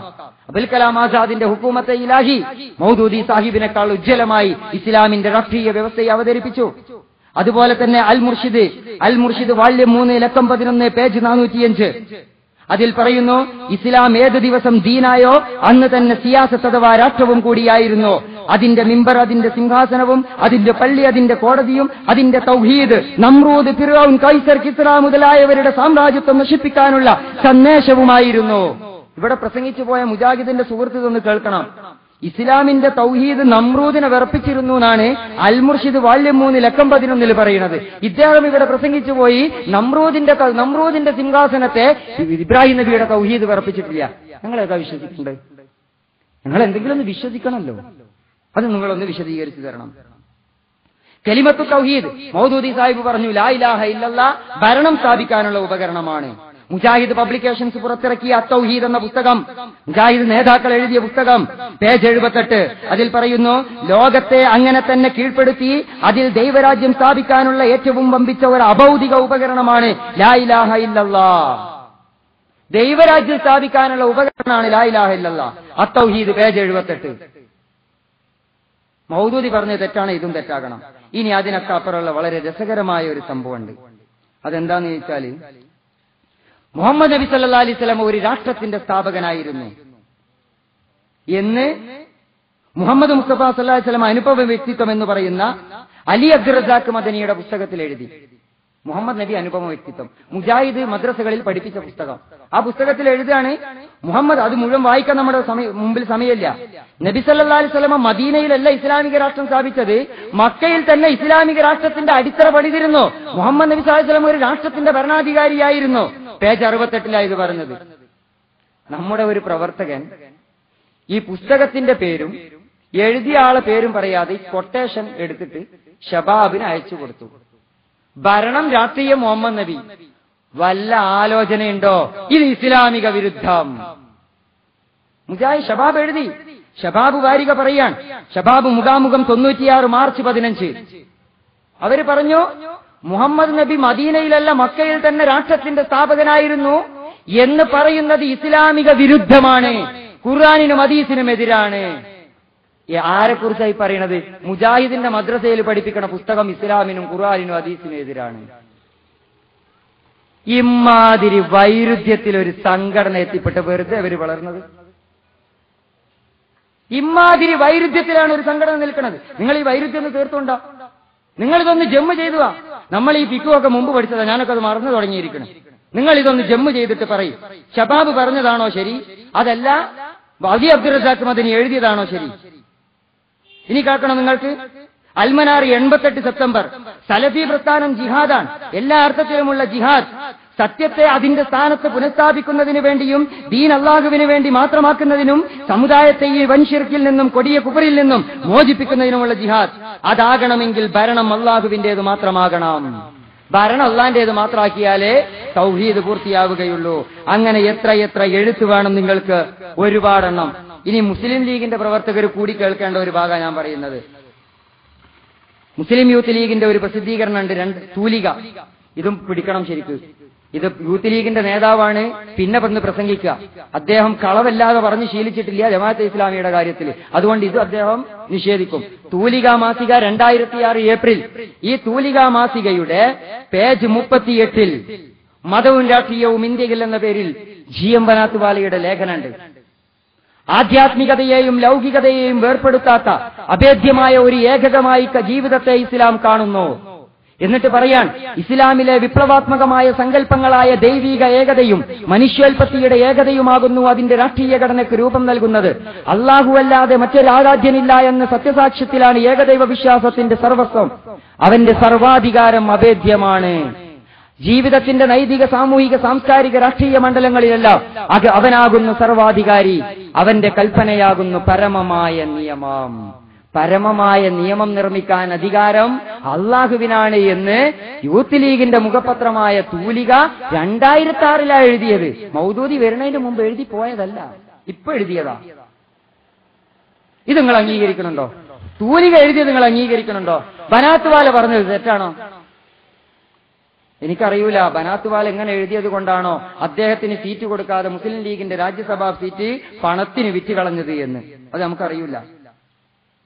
മൗദൂദി സാഹിബ് ആരാധനകളെ പട്ടാള പരിശീലനം എന്ന് വിശേഷിപ്പിച്ചു. ഇതാണ് വേറെ ഒരു ആരോപണം. ആരാധനകളെ, നമസ്കാരത്തെ പട്ടാള പരിശീലനമെന്ന് വിശേഷിപ്പിച്ചു. ഒരു പുസ്തകത്തിലെ ഒരു ഉദ്ധരണി ഞാൻ വായിക്കാം. നമസ്കാരത്തിന്റെ ചൈതന്യം എന്ന് പറയുന്ന മൗലാന അബുസബാഹ് അഹമ്മദ് അലി മൗലവി എഴുതിയിട്ടുള്ള ISM കൊച്ചി ശാഖ പ്രസിദ്ധീകരിച്ചിട്ടുള്ള പുസ്തകം. ആ പുസ്തകത്തിന്റെ പേജ് 31. അതിൽ പറയാൻ, മറ്റൊരു വിധത്തിൽ നോക്കുകയാണെങ്കിൽ ജമാഅത്ത് നമസ്കാരം ഒരു പട്ടാള പരിശീലനമാണ്. ഒരു പട്ടാള ഓഫീസറുടെ മുമ്പിൽ അദ്ദേഹത്തിന്റെ കീഴിലുള്ള ഭടന്മാർ അണിനിരക്കുന്നത് പോലെയാണ് ഇമാമിന്റെ പിന്നിൽ അദ്ദേഹത്തിന്റെ അനുയായികൾ അണിനിരക്കുന്നത്. ബാക്കി ഭാഗം ഇപ്പൊ ഞാൻ വായിക്കണില്ല, സമയമില്ലാത്തതുകൊണ്ട്. സൗദി അറേബ്യയുടെ ഗവൺമെന്റ് എന്തടിസ്ഥാനത്തിലാണ് സൗദി അറേബ്യയുടെ ഗവൺമെന്റ് ഭരിക്കുന്നത്? ഖുർആൻ, സുന്നത്ത്, ഇസ്ലാമിക പണ്ഡിതന്മാരുടെ നിയമം, അവരുടെ തീരുമാനങ്ങൾ, ഇജ്തിഹാദ്, ഇതടിസ്ഥാനത്തിലാ സൗദി അറേബ്യ ഭരിക്കുന്നത്. ഖുർആനും ഹദീസും അനുസരിച്ച് ഭരിക്കുന്നത് മതരാഷ്ട്രീയമാണെങ്കിൽ, മതരാഷ്ട്രവാദമാണെങ്കിൽ സൗദി അറേബ്യയെ മതരാഷ്ട്രവാദം എന്ന് വിളിക്കണം. അപ്പം വരും എന്നിട്ട് പ്രസംഗിക്കും, സൗദി അറേബ്യ ഞങ്ങളുടേതല്ല. അതാ വലിയൊരു പ്രശ്നം. നേതാക്കന്മാരുടെ ഉദ്ധരണിയെ കുറിച്ചൊക്കെ അവർ പറയും, അതൊന്നും ഞങ്ങൾക്ക് സ്വീകാര്യമില്ല, ഞങ്ങൾക്ക് പറഞ്ഞ അള്ളയും റസൂല. അപ്പൊ ഈ നേതാക്കന്മാരൊക്കെ പറഞ്ഞത് അള്ളയും റസൂലും പറഞ്ഞതിനെതിരാ, സ്വന്തം പാരമ്പര്യം നിഷേധിക്കാന്നല്ലാതെ. സൗദി അറേബ്യയുടെ ഇസ്ലാമിക ഭരണത്തെക്കുറിച്ച്, അവിടെയുള്ള തറാവീഹിന്റെ റക്അത്തുകളുടെ എണ്ണത്തെക്കുറിച്ച് പറയുമ്പോൾ ഇവർ പറയും സൗദി അറേബ്യ മുജാഹിദുകാരുടേതല്ല. അത് ശരിയാണ്, മുജാഹിദ് എന്ന് പറഞ്ഞാൽ അത് കേരളത്തിൽ മാത്രമുള്ള ഒരു സംഭവമാണ്. ലോകത്ത് ഇങ്ങനെ ഒരു സാധനം വേറെ ഇല്ല. അവർ നയിക്കുന്ന തൗഹീദ് സംഘടനയെ വെറും 5 പതിറ്റാണ്ടുകൾ പിന്നിട്ടപ്പോഴേക്കും നശിപ്പിച്ച് 2 തുണ്ടുകളാക്കി പിളർത്താൻ എങ്ങനെ കഴിഞ്ഞുവെന്ന് ശുദ്ധഹൃദയർ അത്ഭുതം കൂറിയേക്കാം. എന്നാൽ അതിൽ അത്ഭുതപ്പെടേണ്ടതില്ല എന്നാണ് എന്റെ അഭിപ്രായം. കാരണം അവരിൽ പലർക്കും തൗഹീദിനെ വേണ്ട വിധത്തിൽ മനസ്സിലാക്കാനും പ്രബോധനം ചെയ്യാനും കഴിഞ്ഞിട്ടില്ല. മുജാഹിദ് പ്രസ്ഥാനത്തിന് തൗഹീദ് മനസ്സിലായിട്ടില്ല എന്ന് ബഹുമാന്യനായ ഇ കെ അഹമ്മദ് കുട്ടി സാഹിബ് പറയുന്നു. അതുകൊണ്ടാ മരം നടല് തൗഹീദാണോ എന്ന് ചർച്ച ചെയ്യണത്. മരം നടലും ഫാഷിസത്തിനെതിരായ പ്രവർത്തനവും ഇബ്രാഹിം നബിയുടെ പ്രവർത്തനവും നമ്രൂദിനെതിരായ പ്രവർത്തനമൊക്കെ തൗഹീദാണോ എന്ന് തിരിച്ചറിയാതെ എങ്ങനെയാ സുഹൃത്തെ ഇവരോട് ഇസ്ലാമിക രാഷ്ട്രീയത്തിന്റെ തൗഹീദിനെ കുറിച്ച് പറയാ? അതൊക്കെ വലിയ സിദ്ധാന്തങ്ങളാണ്, വലിയ ആശയങ്ങളാണ്. ആ ആശയങ്ങൾ പറഞ്ഞാൽ മനസ്സിലാവണ്ടേ? ഇവർ പാവങ്ങളായി പോയി നമ്മൾ എന്ത് ചെയ്യാൻ? നിങ്ങൾ നോക്ക്, ഞാൻ നേരത്തെ പറഞ്ഞല്ലോ ഒരു രഹസ്യരേഖയെക്കുറിച്ച്. 2001 ജൂൺ 4 പുളിക്കൽ മദീനത്തുൽ ഉലൂമിൽ ചേർന്ന കേരള ജമിയത്തുൽ ഉലമയുടെ നിർവാഹക സമിതി യോഗ തീരുമാനത്തിന്റെ മിനിറ്റ്സ് ആയത്. ഇതിൽ ഇവരൊരു ചർച്ച ചെയ്യുന്നുണ്ട്. ചർച്ച എന്താണെന്നറിയോ? ഇഖ്റ ബിസ്മി റബ്ബിക്കല്ലദീ ഖലഖി എന്ന ആയത്തിന്റെ അർത്ഥം എന്താണ്? 1400 കൊല്ലം മുമ്പ് ഇറങ്ങിയ ഒരു ആയത്തിന്റെ അർത്ഥം 2001 പുളിക്കൽ ചേർന്ന ജമിയത്തുൽ ഉലമയുടെ പണ്ഡിതന്മാർ തീരുമാനിക്കുക. ഈ ഖുർആനിൽ ഒന്നാമതിറങ്ങിയ ആയത്തിന്റെ അർത്ഥത്തിന്റെ വിഷയത്തിൽ 2001 തീരുമാനത്തിലെത്തിയിട്ടുള്ളൂ. അവിടെ നിന്നും 13 വർഷം കഴിഞ്ഞിട്ട് മദീനയിലെ ഇസ്ലാമിക രാഷ്ട്രത്തെക്കുറിച്ച് വിശുദ്ധ ഖുർആൻ ഇറക്കിയിട്ടുള്ള ആയത്തുകളുടെ അർത്ഥം മനസ്സിലാക്കാൻ ഇവരിനിയും ഒരുപാട് പതിറ്റാണ്ടുകൾ നടന്നു പോകേണ്ടി വരും. ഒരു സംശയവും വേണ്ട. അപ്പ അവര് തിരിച്ചു വരും. അപ്പ അവര് പറയും ഖുർആന്റെ അർത്ഥം മലയാള ഭാഷ അവർക്ക് മനസ്സിലാവണ്ടേ? ജമാഅത്തെ ഇസ്ലാമിയുടെ ഒരു പുസ്തകത്തിൽ ഗൈബിനെ കുറിച്ച് പറഞ്ഞു, അതിഭൗതിക യാഥാർത്ഥ്യം. അപ്പൊ മുജാഹിദിലെ ഒരു പണ്ഡിതനെ ഇതിനെ വിമർശിച്ചു. അതിഭൗതികം എന്ന്, അദൃശ്യത്തിനെങ്ങനെ അതിഭൗതികം എന്ന് പറയാ? അതിഭൗതികം എന്ന് പറഞ്ഞാൽ എന്താ? ദുനിയാവിന്റേത് ഭൗതികമായിട്ടുള്ളത്. അപ്പൊ അതിഭൗതികം എന്ന് പറഞ്ഞാൽ കൂടുതൽ ഭൗതികം, സൂപ്പർ മോഡേൺ ആയിട്ടുള്ളത്. മൂപ്പരാൾ വിചാരിച്ചത് എല്ലാറ്റിന്റെയും മുമ്പിൽ അതി എന്ന് ചേർത്താൽ അതിന്റെ സൂപ്പർലേറ്റീവ് ഡിഗ്രി കിട്ടുന്ന. അപ്പൊ ഒരു പ്രസംഗകൻ മുമ്പ് ചോദിച്ചു, സാരം എന്നതിനെന്താ അർത്ഥം? സാരം എന്നതിന് അർത്ഥം ആശയം എന്നൊക്കെയാണ്. അപ്പോ സാരത്തിന്റെ മുമ്പിൽ അതി എന്ന് ചേർത്താൽ അതിസാരം, അതിനെന്താ അർത്ഥം? മലയാള ഭാഷയിലുള്ള ഇവരുടെ കാഴ്ചപ്പാട് അല്ലെങ്കിൽ അറിവ് ഇതാണ്. പിന്നെ മുജാഹിദ് പ്രസ്ഥാനത്തിന്റെ ഏറ്റവും വലിയ ഒരു പ്രവർത്തന മണ്ഡലം അന്ധവിശ്വാസങ്ങൾക്കെതിരെ. ആ അന്ധവിശ്വാസങ്ങൾക്കെതിരെ ഇവര് പ്രവർത്തിച്ചിട്ട് അതിന്റെ തൗഹീദെങ്കിൽ ഇവർക്ക് തിരിയണ്ടേ? അങ്ങനെ അന്ധവിശ്വാസത്തിനെതിരെ ഇവർ പ്രവർത്തിച്ചു. അങ്ങനെ കുറെ കാലം കഴിഞ്ഞിട്ട് ഇപ്പൊ 2007, 2006, 2007 കാലത്ത് മുജാഹിദ് പ്രസ്ഥാനത്തിൽ ഒരു പുതിയ വിഷയം വന്നു, ജിന്ന് വിവാദം. അന്ന് ഇവർ എഴുതി വിട്ടത് എന്തൊക്കെ? ജിന്ന് കൂടുമെന്ന് തുടങ്ങിയിട്ട് നിങ്ങൾ ചൂടുവെള്ളം ഒഴിച്ചാൽ ജിന്നിന് പറ്റും, അതുകൊണ്ട് ചൂടുവെള്ളം ഒഴിക്കരുത്. മേശവലിപ്പ് അടക്കുമ്പോൾ ഒരു ചോദ്യമാണ്, മേശവലിപ്പ് അടക്കുമ്പോൾ, എന്റെ കിടപ്പറയിലെ മേശവലിപ്പ് അടക്കുമ്പോൾ അതിൽ സ്വാലിഹ്യങ്ങളായ ജിന്ന് കുടുങ്ങിപ്പോയാലോ? വിചിന്തനത്തിൽ എഴുതിയ ചോദ്യത്തെ കുറിച്ചാണ് ഞാൻ പറയുന്നത്. 2007 ഫെബ്രുവരി 9, വായിക്കാൻ സമയമില്ലാത്തത് കൊണ്ടാ. അപ്പൊ ബെഡ്റൂമിലെ മേശവലിപ്പ് അടക്കുമ്പോ ജിന്ന് അതിൽ കുടുങ്ങിപ്പോയാൽ എന്താ ചെയ്യുക? അങ്ങനെ കുടുങ്ങാണെ കുടുങ്ങട്ടെ, കിടപ്പറയിലെ വരുന്ന ജിന്ന് സതുദ്ദേശത്തോടെ വന്ന ജിന്നല്ല. ഈ ബ്ലൂടൂത്തും ചാറ്റിംഗും ഒക്കെ ഉള്ള കാലല്ലേ? ഇത് വലിയ ചർച്ചയാണ്. ഇവർ ഉന്നയിച്ച ഏറ്റവും വലിയ വിഷയമാണല്ലോ അന്ധവിശ്വാസം. തൗഹീദിന്റെ ഏറ്റവും വലിയ മേഖല അതാണ്. ആ വിഷയത്തിലാണ് ഇവർ പിന്നെ തിരുത്തുന്നത്. തൗഹീദ് തിരിഞ്ഞിട്ടില്ല എന്ന് ഇ കെ അഹമ്മദ് കുട്ടി സാഹിബ് പറഞ്ഞത് എന്താന്ന് ഇപ്പോഴാണ് എനിക്ക് മനസ്സിലായത്. ജമാഅത്തെ ഇസ്ലാമി ജിന്ന് വിഷയത്തിൽ അബദ്ധം പറ്റിയെന്ന് വെക്കുക, ഒരു കുഴപ്പമില്ല. ആളുകൾക്ക് പറയാം, നിങ്ങൾ രാഷ്ട്രീയല്ലേ ഇത് പറഞ്ഞു നടന്നത്, നിങ്ങൾ കൊക്കക്കോളയല്ല പറഞ്ഞു നടന്നത്, നിങ്ങൾ എൻഡോ സൽമാന്റെ പിന്നാലല്ലേ പോയത്, നിങ്ങൾക്ക് ജിന്ന് തിരിയൂല. പക്ഷെ സഹോദരന്മാരെ, ഇവിടെ ജിന്ന് വിഷയത്തിൽ അബദ്ധം സംഭവിച്ചത് ആ വിഷയത്തിൽ ഡോക്ടറേറ്റ് എടുത്ത PhD എടുത്ത ആളുകൾക്ക് എന്നല്ല.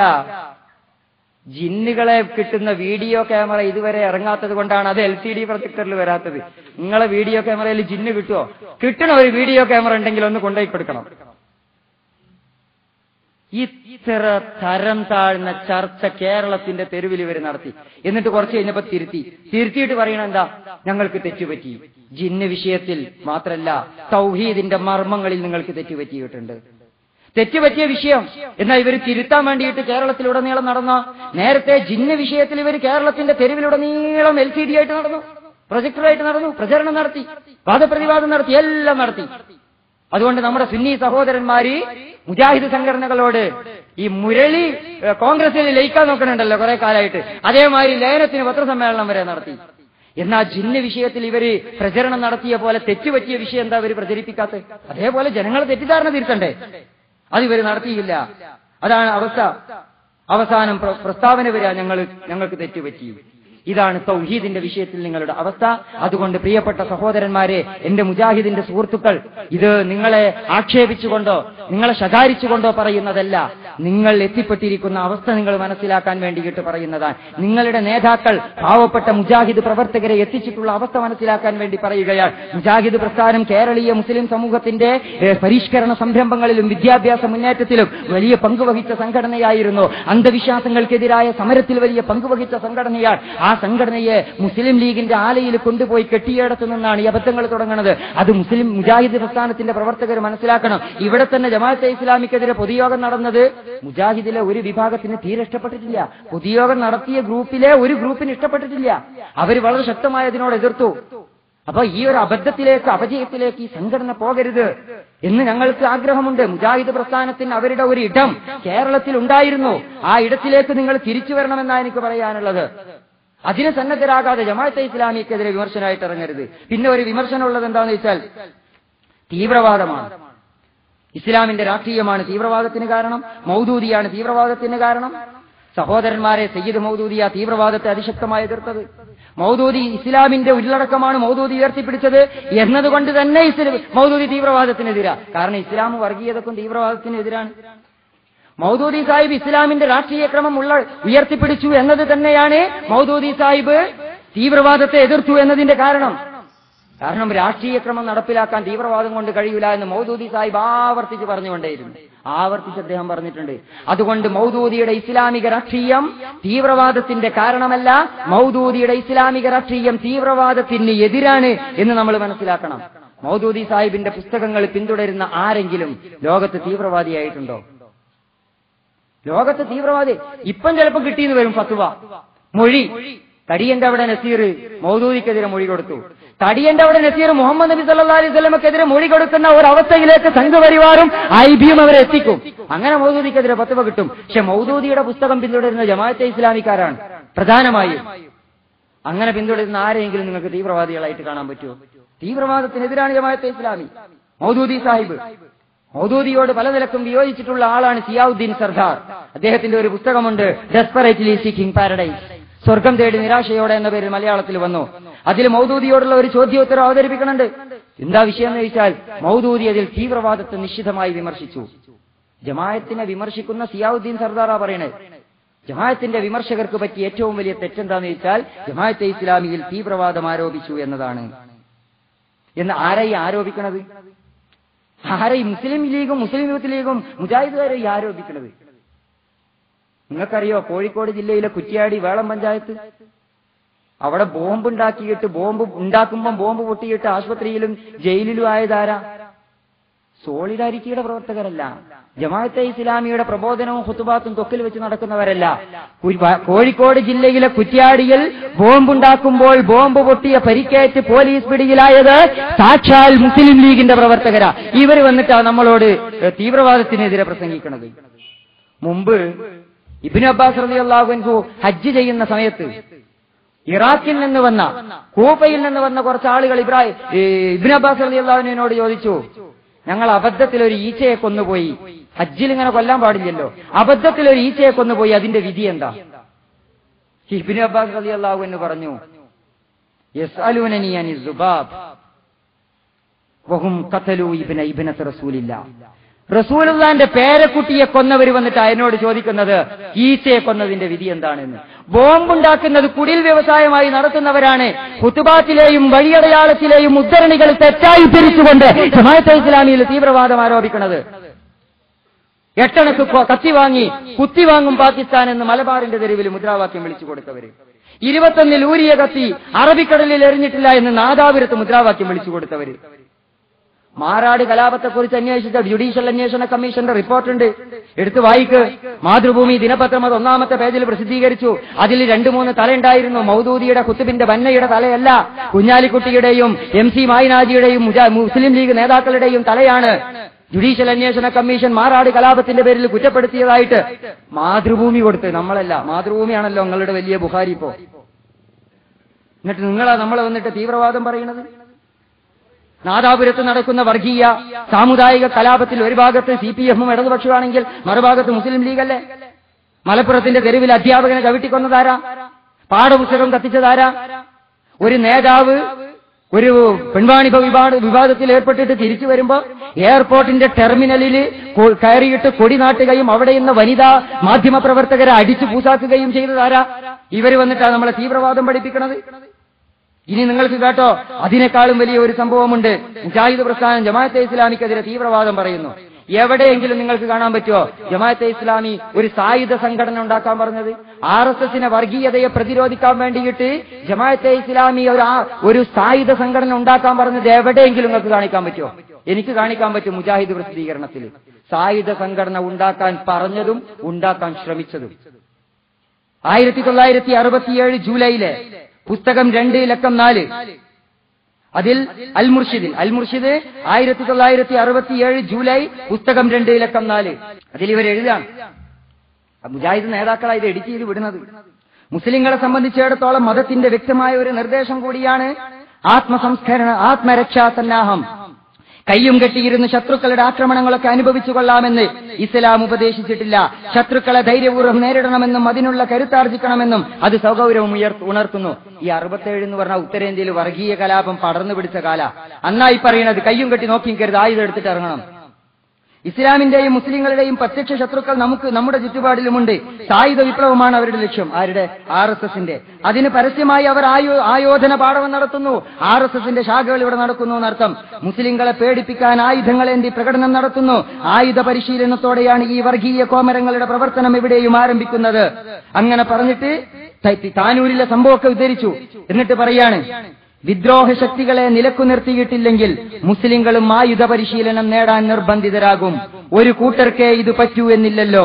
സമാധാനത്തിലും സാമുദായിക രഞ്ജിപ്പിലും വിശ്വസിക്കുന്നവരാണ് മുസ്ലിങ്ങൾ. അൽ മുർഷിദ് മാസിക 1967 ജൂലൈ. നിങ്ങൾ നോക്ക്, RSSനെതിരെ ആയുധമെടുത്തിട്ട് ഞങ്ങൾക്കും ഇറങ്ങേണ്ടി വരും എന്ന് എഴുതി വിട്ടിട്ടുണ്ടവർ.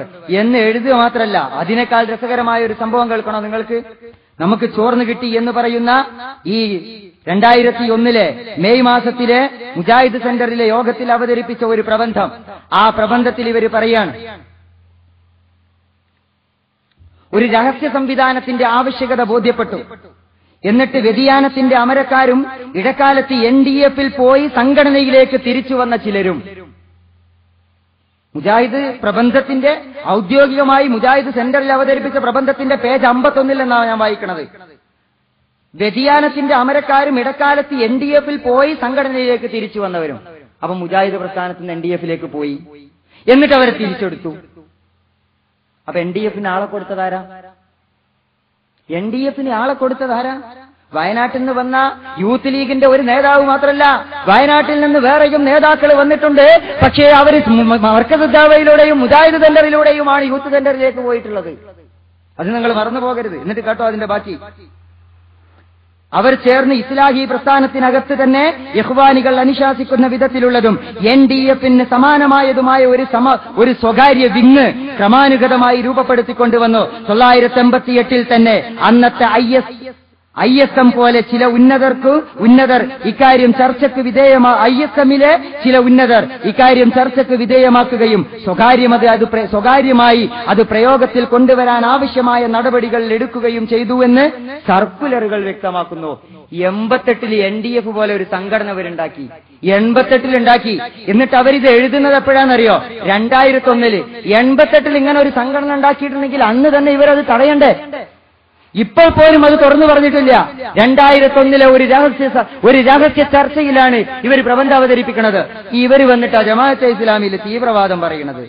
ഞാൻ നേരത്തെ പറഞ്ഞല്ലോ സയ്യിദ് കുത്തുബിനെ കുറിച്ച്. സയ്യിദ് കുത്തുബിനെ പുകഴ്ത്തി അതിന്റെ ഒരുപാട് ലേഖനങ്ങൾ നമുക്ക് കാണാൻ കഴിയും. സയ്യിദ് കുത്തുബിന്റെ സമഗ്രമായ ഒരു സാമൂഹിക വിപ്ലവം. സയ്യിദ് കുത്തുബാണ് തീവ്രവാദം പ്രചരിപ്പിക്കുന്നത് എന്നാണല്ലോ പറയണത്. ഇവർ പുറത്തിറക്കിയിട്ടുള്ള അമാനി മൗലവിയുടെ ഖുർആൻ തഫ്സീറിൽ നിങ്ങൾ എടുത്ത് വായിച്ചു നോക്ക്. അല്ലാമ സയ്യിദ് കുത്തുബ്, മഹാപണ്ഡിതനായ സയ്യിദ് കുത്തുബിനെയാണ് ഇസ്ലാമിലെ പല വിഷയങ്ങളും തെളിയിക്കാൻ വേണ്ടി മുജാഹിദിന്റെ ഖുർആൻ വിവരണം തെളിവായിട്ട് ഉദ്ധരിക്കുന്നത്. അതുപോലെ തന്നെ ഞാൻ നേരത്തെ ഉദ്ധരിച്ച അൽ മുർഷിദ് 1967 മാർച്ച്, അതിലെ 1-ാമത്തെ ലേഖനം നിങ്ങൾ നോക്ക്. സമഗ്രമായ സാമൂഹ്യ വിപ്ലവം, ഷഹീദ് സയ്യിദ് കുത്തുബ്. നിങ്ങൾ നോക്ക്. അങ്ങനെ എത്ര എണ്ണം വേണം നിങ്ങൾക്ക്? ഇരിക്കട്ടെ പ്രിയപ്പെട്ട സഹോദരന്മാരെ, കേരളത്തിൽ തീവ്രവാദത്തിന്റെ സാമുദായിക സ്പർദ്ധയുടെ വർഗീയതയുടെ ആരോപണങ്ങൾ ഉന്നയിച്ചത് അല്ലെങ്കിൽ അത്തരം പശ്ചാത്തലം ഒരുക്കിയത് ജമാഅത്തെ ഇസ്ലാമിയല്ല. അതിന്റെ ചരിത്രമാണ് നമ്മൾ പറഞ്ഞത്. ഒരൊറ്റ കാര്യവും കൂടി ഞാൻ പറയാം. അതെന്താന്ന് ചോദിച്ചാൽ, കോഴിക്കോട്ട് ഏതാനും 2-3 വർഷങ്ങൾക്ക് മുമ്പ് കോഴിക്കോട്ട് 2006 കേരളത്തിൽ ഓണസദ്യ മുസ്ലിങ്ങൾക്ക് കഴിക്കാമോ എന്നൊരു വിവാദം ഉണ്ടായിരുന്നു. അതിലിടപെട്ടുകൊണ്ട് മുജാഹിദിന്റെ ഒരു പ്രസംഗകൻ, ഒരു ഖതീബ് കോഴിക്കോട്ടെ ഒരു പള്ളിയിൽ, അത് ജയിലിന്റെ അടുത്തുള്ള പള്ളിയാണ് എന്ന് ഞാൻ പറയുന്നില്ല, ആ പള്ളിയിൽ വെച്ചിട്ട് ഖുത്ബ നടത്തി. അദ്ദേഹം പറഞ്ഞു ഓണസദ്യ മുസ്ലിമിന് ഹറാം എന്ന് പറഞ്ഞുകൊണ്ട് അദ്ദേഹം പ്രസംഗിച്ചു. ആ ലേഖനം അന്ന് അവിടെ ഉണ്ടായിരുന്ന മലയാളത്തിലെ ഒരു സാഹിത്യകാരൻ അതിൽ ശക്തമായ വിയോജിപ്പിച്ചുകൊണ്ട് മുസ്ലിം പള്ളികളിൽ വർഗീയതയും സാമുദായികതയും പഠിപ്പിക്കുന്നു എന്ന് പറഞ്ഞുകൊണ്ട് ലേഖനം എഴുതി. അത് മാധ്യമത്തിന് അയച്ചു തന്നു. മാധ്യമം പറഞ്ഞു പ്രസിദ്ധീകരിക്കില്ല. ഒരു മതപണ്ഡിതൻ അറിവില്ലാതെ പറഞ്ഞ ഒരു കാര്യം, ആ കാര്യം എഴുതി വിട്ടാൽ ഇസ്ലാമിന് ആപത്താണ്, മുസ്ലിം സമുദായത്തിന് ആപത്താണ്. ഇത് വായിക്കുന്ന മാധ്യമം എന്ന് പറയുന്ന പത്രം ചന്ദ്രിക പോലെയല്ലല്ലോ, ഇതൊരു വർത്തമാനം പോലെയല്ലല്ലോ, ഇതൊരു പത്രമല്ലേ, ജനങ്ങൾ വായിക്കണ പത്രമല്ലേ. അപ്പൊ ഇതെല്ലാവരും വായിക്കും. അതുകൊണ്ട് മാധ്യമത്തിൽ ഇത് പ്രസിദ്ധീകരിച്ചാൽ ഇസ്ലാമിന് തന്നെ ദോഷാണ്. ജമാഅത്തെ ഇസ്ലാമി ഇസ്ലാമിനെ 1-ാം സ്ഥാനത്ത് കാണുന്നു. ഇസ്ലാമിന് ദോഷം ചെയ്യുന്ന ഒന്നും, മുസ്ലിം സമൂഹത്തിന് ദോഷം ചെയ്യുന്ന ഒന്നും സംഭവിക്കരുതെന്ന് ജമാഅത്തെ ഇസ്ലാമി ആഗ്രഹിക്കുന്നു. മുമ്പ് ആഗ്രഹിച്ചു, ഇപ്പോഴും അത് ആഗ്രഹിക്കുന്നു. ജമാഅത്തെ ഇസ്ലാമിയുടെ പ്രവർത്തകർ പലപ്പോഴും ചോദിക്കാറുണ്ട്, ഇത്രയേറെ വിമർശനങ്ങൾ ഉണ്ടായിട്ടും നിങ്ങൾ എന്താ മറുപടി പറയാത്തതെന്ന്. ജമാഅത്തെ ഇസ്ലാമിക്കെതിരെ വിമർശന പ്രസംഗം കേൾക്കുന്ന സാധാരണക്കാർ ചോദിക്കാറുണ്ട്, നിങ്ങൾ എന്താ മറുപടി പ്രസംഗം നടത്താത്തതെന്ന്. അങ്ങനെ മറുപടി ഞങ്ങൾ സാധാരണ പറയാത്തത്, അതൊരു തൊഴിലാക്കിക്കൊണ്ട് നടക്കാത്തതിന്റെ കാരണം എന്താന്ന് ചോദിച്ചാൽ, ഒന്ന്, മുസ്ലിം സമൂഹത്തിന്റെ ഐക്യം തകരരുത്. ഞങ്ങൾ കുറച്ച് വിമർശനം കേട്ടാലും അതിനേക്കാൾ പ്രധാനമാണ് ഐക്യം. അതുകൊണ്ടാണ് ഞങ്ങൾ ഈ തെരുവിൽ ഇങ്ങനെ പറയൽ ഒരു സ്ഥിരം അജണ്ടയാക്കാത്തത്. രണ്ടാമത്, ഇസ്ലാം തെരുവിൽ പരിഹസിക്കപ്പെടരുത്.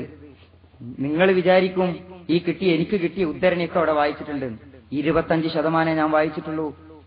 25% മുജാഹിദിന്റെ പണ്ഡിതർ, മുജാഹിദിന്റെ നേതാക്കൾ സൗദി ഗവൺമെന്റിന് അയച്ച കത്തിന്റെ കോപ്പി എന്റെ കയ്യിലുണ്ട്. അതൊക്കെ നമ്മൾ പറയാത്തതും പുറത്തുവിടാത്തതും ഇസ്ലാമിനോട്, മുസ്ലിം സമൂഹത്തോട്, മുസ്ലിം ഐക്യത്തോട് നമുക്ക് താല്പര്യമുള്ളത് കൊണ്ടാ. അങ്ങനെ ഈ ഖതീബിനെതിരെ മലയാളത്തിലെ ഒരു മുസ്ലിം സാഹിത്യകാരൻ എഴുതിയ ലേഖനം മാധ്യമത്തിന് കിട്ടി. ഈ നന്മ ഉദ്ദേശിച്ച് നമ്മൾ പ്രസിദ്ധീകരിച്ചില്ല എന്നല്ല ആ സാഹിത്യകാരനോട് നമ്മൾ പറഞ്ഞു, ഏതോ അറിവില്ലാതെ പണ്ഡിതർ ഖുത്ബ നടത്തിയതാണ്, നിങ്ങൾ ഏതായാലും അത് പ്രസിദ്ധീകരിക്കരുത്, ആർക്കും കൊടുക്കരുത്. അദ്ദേഹം കേട്ടില്ല. അദ്ദേഹം മാതൃഭൂമിക്ക് അയച്ചു കൊടുത്തു. ആ ഓണസദ്യ നിഷിദ്ധമോ എന്ന് പറഞ്ഞിട്ട് ഇസ്ലാമിനെയും മുസ്ലിം സമൂഹത്തെയും ഒരു ബഹുമത സമൂഹത്തിൽ ജീവിക്കുന്ന ഇസ്ലാമിന്റെ സംസ്കാരത്തെയുമൊക്കെ തെറ്റിദ്ധരിപ്പിക്കുന്ന ലേഖനം മാതൃഭൂമി 2006 നവംബർ 12, 18 തീയതികളിലെ ആഴ്ചപ്പതിപ്പിൽ പ്രസിദ്ധീകരിച്ചു വന്നു. കേരളത്തിലെ മാതൃഭൂമി വായിക്കുന്നതാരാ നിങ്ങൾക്ക് അറിയൂലേ? അത് വിചിന്തനം പോലെ ഷബാബ് പോലെ അല്ലല്ലോ, അത് ബുദ്ധിയുള്ള ആളുകൾ വായിക്കുന്ന സാധനല്ലേ. അതുകൊണ്ട് ആളുകൾ തെറ്റിദ്ധരിച്ചു, ഫോൺ കോളുകൾ വരാൻ തുടങ്ങി ഹിറാ സെന്ററിലേക്ക്. ഇതാണോ ഇസ്ലാം? നമ്മളുടെ ദഅവത്തുമായി നമ്മളുടെ പ്രബോധന പ്രവർത്തനങ്ങളുമായി ബന്ധപ്പെട്ട മുസ്ലിം സുഹൃത്തുക്കൾ, ജമാഅത്തെ ഇസ്ലാമിയും സോളിഡാരിറ്റിയുമായി സഹകരിക്കുന്ന കേരളത്തിലെ സാംസ്കാരിക പ്രവർത്തകർ, കേരളത്തിലെ സാഹിത്യകാരന്മാര്, അവരൊക്കെ മുജാഹിദ് മൗലവിയുടെ ഈ ഖുതുബ, ബഹുസ്വര സമൂഹത്തിന് ചേരാത്ത ഈ പ്രസംഗം, അതിനെക്കുറിച്ച് ലേഖനം വായിച്ചിട്ട് ഹിറാ സെന്ററിലേക്ക് വിളിയോട് വിളി. എന്താണ് ഈ കേൾക്കുന്നത്? ഇതാണോ ഇസ്ലാം? ഇതാണോ മതസംഘടന? ഇതല്ലേ എല്ലാ വെള്ളിയാഴ്ചയും ജുമുഅ ഖുതുബയില് മുസ്ലിം പണ്ഡിതര് സമുദായത്തെ ഉത്ബോധിപ്പിക്കുന്നത് എന്നല്ലേ ഞങ്ങൾ വിചാരിക്കേണ്ടത്? ഇസ്ലാം തെറ്റിദ്ധരിക്കപ്പെട്ടു. ജമാഅത്തെ ഇസ്ലാമിയുടെ ആദരണീയനായ കേരള ശൂറ അംഗം ഷെയ്ഖ് മുഹമ്മദ് കാരക്കുന്ന് അതിന് മറുപടി എഴുതി. ഇസ്ലാം ഇങ്ങനെയല്ല, മുജാഹിദിന്റെ വിവരമില്ലാത്ത ഒരു മൗലവി പറയുന്നത് പോലെയല്ല പ്രവാചകന്മാർ പഠിപ്പിച്ചിട്ടുള്ള ഇസ്ലാം എന്ന് പറഞ്ഞുകൊണ്ട് ഇസ്ലാമിന്റെ ബഹുസ്വര സമൂഹത്തിലുള്ള സംസ്കാരവും എല്ലാം വിശദീകരിച്ചു കൊടുത്തു. ജമാഅത്തെ ഇസ്ലാമിയുടെ പള്ളിയിൽ മുസ്ലിങ്ങൾ വരുന്നതും നോമ്പ് തുറക്കുന്നതും ഉൾപ്പെടെയുള്ള എല്ലാ കാര്യങ്ങളും വിശദീകരിച്ചു കൊടുത്തു. കേരളത്തിലെ മുജാഹിദ് പ്രസ്ഥാനത്തിന്റെ മൗലവിമാർ ഇസ്ലാമിനെ, മുസ്ലിം സമൂഹത്തെ ഒരു പ്രതിസന്ധിയിലേക്ക് തള്ളിവിട്ടപ്പോൾ ആ പ്രതിസന്ധിയിൽ നിന്ന് ഇസ്ലാമിനെ, മുസ്ലിം സമൂഹത്തെ രക്ഷിച്ചെടുക്കാൻ ജമാഅത്തെ ഇസ്ലാമിയുടെ നേതൃത്വമാണ് ഉണ്ടായിരുന്നത്. ഏതുപോലെ മുസ്ലിം സമുദായത്തിലെ സാമുദായികവാദിയായ ഒരു വ്യക്തി സ്വാമി ശ്രദ്ധാനന്ദ എന്ന് പറയുന്ന ഹൈന്ദവ തീവ്രവാദിയെ വധിച്ചു കളഞ്ഞു 1920-കളിൽ. 1920-ൽ ശ്രദ്ധാനന്ദയെ ഒരു മുസ്ലിം സാമുദായികവാദി കൊന്നുകളഞ്ഞപ്പോൾ ആ കൊന്നതിനെതിരെ വലിയ പ്രക്ഷോഭം നടന്നു. ഇന്ത്യയിൽ ഇസ്ലാം വിമർശിക്കപ്പെട്ടു, ഇസ്ലാമിന്റെ ജിഹാദ് വിമർശിക്കപ്പെട്ടു, ഇസ്ലാം ഭീകരതയായി അവതരിപ്പിക്കപ്പെട്ടു. അന്ന് ഇസ്ലാം ഇങ്ങനെ പ്രതിക്കൂട്ടിൽ നിൽക്കുമ്പോൾ, ഇസ്ലാം അനാഥമായി നിൽക്കുമ്പോൾ, ഇസ്ലാം വിമർശിക്കപ്പെടുമ്പോൾ, ഇസ്ലാമിലെ ജിഹാദ് ടെററിസമായി അവതരിപ്പിക്കപ്പെടുമ്പോൾ മൗലാന മുഹമ്മദ് അലി ജൗഹർ ചരിത്ര പ്രസിദ്ധമായ ഡൽഹി ജുമാ മസ്ജിദിന്റെ മിമ്പറിൽ കരഞ്ഞുകൊണ്ട് ചോദിച്ചു മുസ്ലിം സമുദായത്തോട്, ഇസ്ലാമിത പ്രതിക്കൂട്ടിലാൻ, സാമുദായികവാദികൾ ചെയ്തതിന്റെ ഫലമായി, സ്വാമി ശ്രദ്ധാനന്ദയെ കൊന്നതിന്റെ ഫലമായി ഇസ്ലാമിത പ്രതിക്കൂട്ടിൽ നിൽക്കുന്നു. എന്റെ പ്രിയപ്പെട്ട സമുദായമേ, ഇസ്ലാമിനെതിരിലുള്ള ഈ തെറ്റിദ്ധാരണ മാറ്റാൻ, ഇസ്ലാമിനെ രക്ഷിച്ചെടുക്കാൻ, മുസ്ലിം സമുദായത്തെ രക്ഷിച്ചെടുക്കാൻ ഈ സമുദായത്തിൽ ആരുണ്ട് എന്ന ഡൽഹി മിമ്പറിൽ നിന്നുള്ള മൗലാന മുഹമ്മദ് അലി ജൗഹറിന്റെ കരച്ചിൽ, ആ കരച്ചിൽ കേട്ടതാരായിരുന്നു ചരിത്രത്തിൽ? ആ കരച്ചിൽ കേട്ടത് സയ്യിദ് അബുല്ലാല മൗദൂദി എന്ന ലോകം കണ്ട അതുല്യനായ പ്രതിഭാശാലി നവോത്ഥാന നായകനായിരുന്നു. ആ സയ്യിദ് മൗദൂദി അന്നൊരു തീരുമാനമെടുത്തു, ഇസ്ലാമിലെ ജിഹാദ് ഭീകരതയല്ല എന്ന് തെളിയിക്കുന്ന പുസ്തകം ഞാൻ എഴുതും. അങ്ങനെയാണ് ഇസ്ലാമിലെ ജിഹാദിന്റെ എല്ലാ സൗന്ദര്യവും ആവാഹിച്ച് അൽ ജിഹാദ് ഫിൽ ഇസ്ലാം എന്ന പുസ്തകം എഴുതുന്നത്. അത് യൂറോപ്പിനുള്ള മറുപടിയാണ്, ക്രിസ്ത്യാനിറ്റിക്കുള്ള മറുപടിയാണ്, പാശ്ചാത്യൻ ഓറിയന്റലിസ്റ്റ് ചിന്തകർക്കുള്ള മറുപടിയാണ്, RSSനുള്ള മറുപടിയാണ്, MN കാരശ്ശേരിക്കും ഹമീദ് ചേന്തമംഗല്ലൂരിനുമുള്ള മറുപടിയാണ്, യുവമോർച്ചക്കും സംഘപരിവാറിനുമുള്ള മറുപടിയാണ്.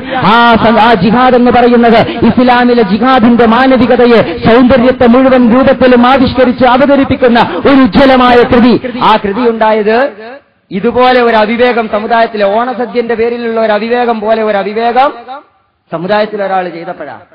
പാകിസ്ഥാൻ സാമുദായിക രാഷ്ട്രീയം വാദിച്ചതുപോലെ ഒരു അവിവേകം ചരിത്രത്തിൽ ഒരാൾ ചെയ്തപ്പോഴാണ്. ഒരു സാമുദായിക പ്രതിരോധ സായുധ സംഘടന ഉണ്ടാക്കണമെന്ന് മുജാഹിദ് സംഘടനകൾ തീരുമാനിച്ചതുപോലെ ഒരു അവിവേകം ചരിത്രത്തിൽ സംഭവിച്ചപ്പോൾ മൗദൂദി സാഹിബ് അന്ന് ഇസ്ലാമിനെ രക്ഷിച്ചു. ഇന്ന് ജമാഅത്തെ ഇസ്ലാമിയുടെ കേരള ശൂറ അംഗവും ഇസ്ലാമിന്റെ രക്ഷയ്ക്കെത്തി. നിങ്ങൾ ആലോചിക്കണം ഇതിനെക്കുറിച്ച്, നിങ്ങൾ പഠിക്കണം ഇതിനെക്കുറിച്ച്. എന്നിട്ട് ഈ ജിഹാദിനെ കുറിച്ചാണ് ഇപ്പൊ പറഞ്ഞു നടക്കുന്നത്. മൗദൂദിയുടെ ജിഹാദ ഭീകരതയുടെ കേന്ദ്രം. അത് ആരുടെ ആവശ്യം? മൗദൂദിയുടെ ജിഹാദ് എന്ന പുസ്തകം ഇസ്ലാമും ജിഹാദും ഭീകരതയല്ല എന്ന് തെളിയിക്കാൻ എഴുതിയിട്ടുള്ളതാ.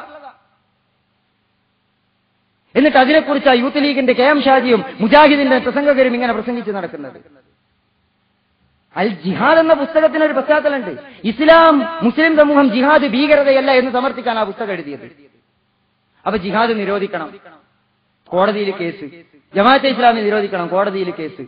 ആരുടെ ആവശ്യമായി ജിഹാദ് എന്ന പുസ്തകം നിരോധിക്കേണ്ടത്? അത് സംഘപരിവാറിന്റെ ആവശ്യം, അത് RSSന്റെ ആവശ്യം, അത് ഹമീദ് ചേന്നമംഗല്ലൂരിന്റെയും MN കാരശ്ശേരിയുടെ ആവശ്യം, അത് സാമ്രാജ്യത്വത്തിന്റെ ആവശ്യം. ഇസ്ലാമിലെ ജിഹാദ് ടെററിസമാണെന്ന് ഇവരാ പറഞ്ഞുകൊണ്ടിരിക്കുന്നത്. അത് കാദിയാനികളുടെ ആവശ്യം, അതാ ഇവരെ ഏറ്റെടുത്തത്, യൂത്ത് ലീഗ് ഏറ്റെടുത്തത് സാമ്രാജ്യത്വത്തിന്റെ സംഘപരിവാറിന്റെ അജണ്ട. അതെന്നും അങ്ങനെ തന്നെയാണ്. വീർ സവർക്കർ പറഞ്ഞു ഇന്ത്യ രണ്ടായി വിഭജിക്കണം, ജിന്ന പറഞ്ഞു ഇന്ത്യ രണ്ടായി വിഭജിക്കണം. വീർ സവർക്കറുടെ സംഘപരിവാറിന്റെ വാദം ജിന്ന ഏറ്റെടുത്തു. നിങ്ങൾ ആലോചിച്ച് നോക്ക്. ഇസ്ലാമിന്റെ രാഷ്ട്രീയത്തിൽ ഇസ്ലാമിന്റെ രാഷ്ട്രീയത്തെ ഖിലാഫത്തിന് ഇന്ത്യൻ സ്വാതന്ത്ര്യ സമരത്തിലേക്ക് കൊണ്ടുവരണം. ഗാന്ധിജി പറഞ്ഞു, ജിന്ന അതിനെ എതിർത്തു.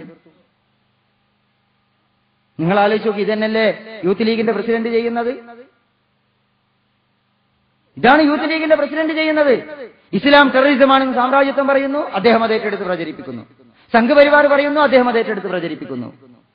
ഇസ്ലാമിലേക്ക് രാഷ്ട്രീയം വരരുത്, അല്ലെങ്കിൽ ഇസ്ലാമിന് രാഷ്ട്രീയമില്ല, ഉള്ള ഇസ്ലാമിന്റെ രാഷ്ട്രീയ വ്യവസ്ഥ അല്ലെങ്കിൽ മതം അത് രാഷ്ട്രീയത്തിൽ ഇടപെടരുത്. ഇത് ജിന്ന മുമ്പ് പറഞ്ഞതാ.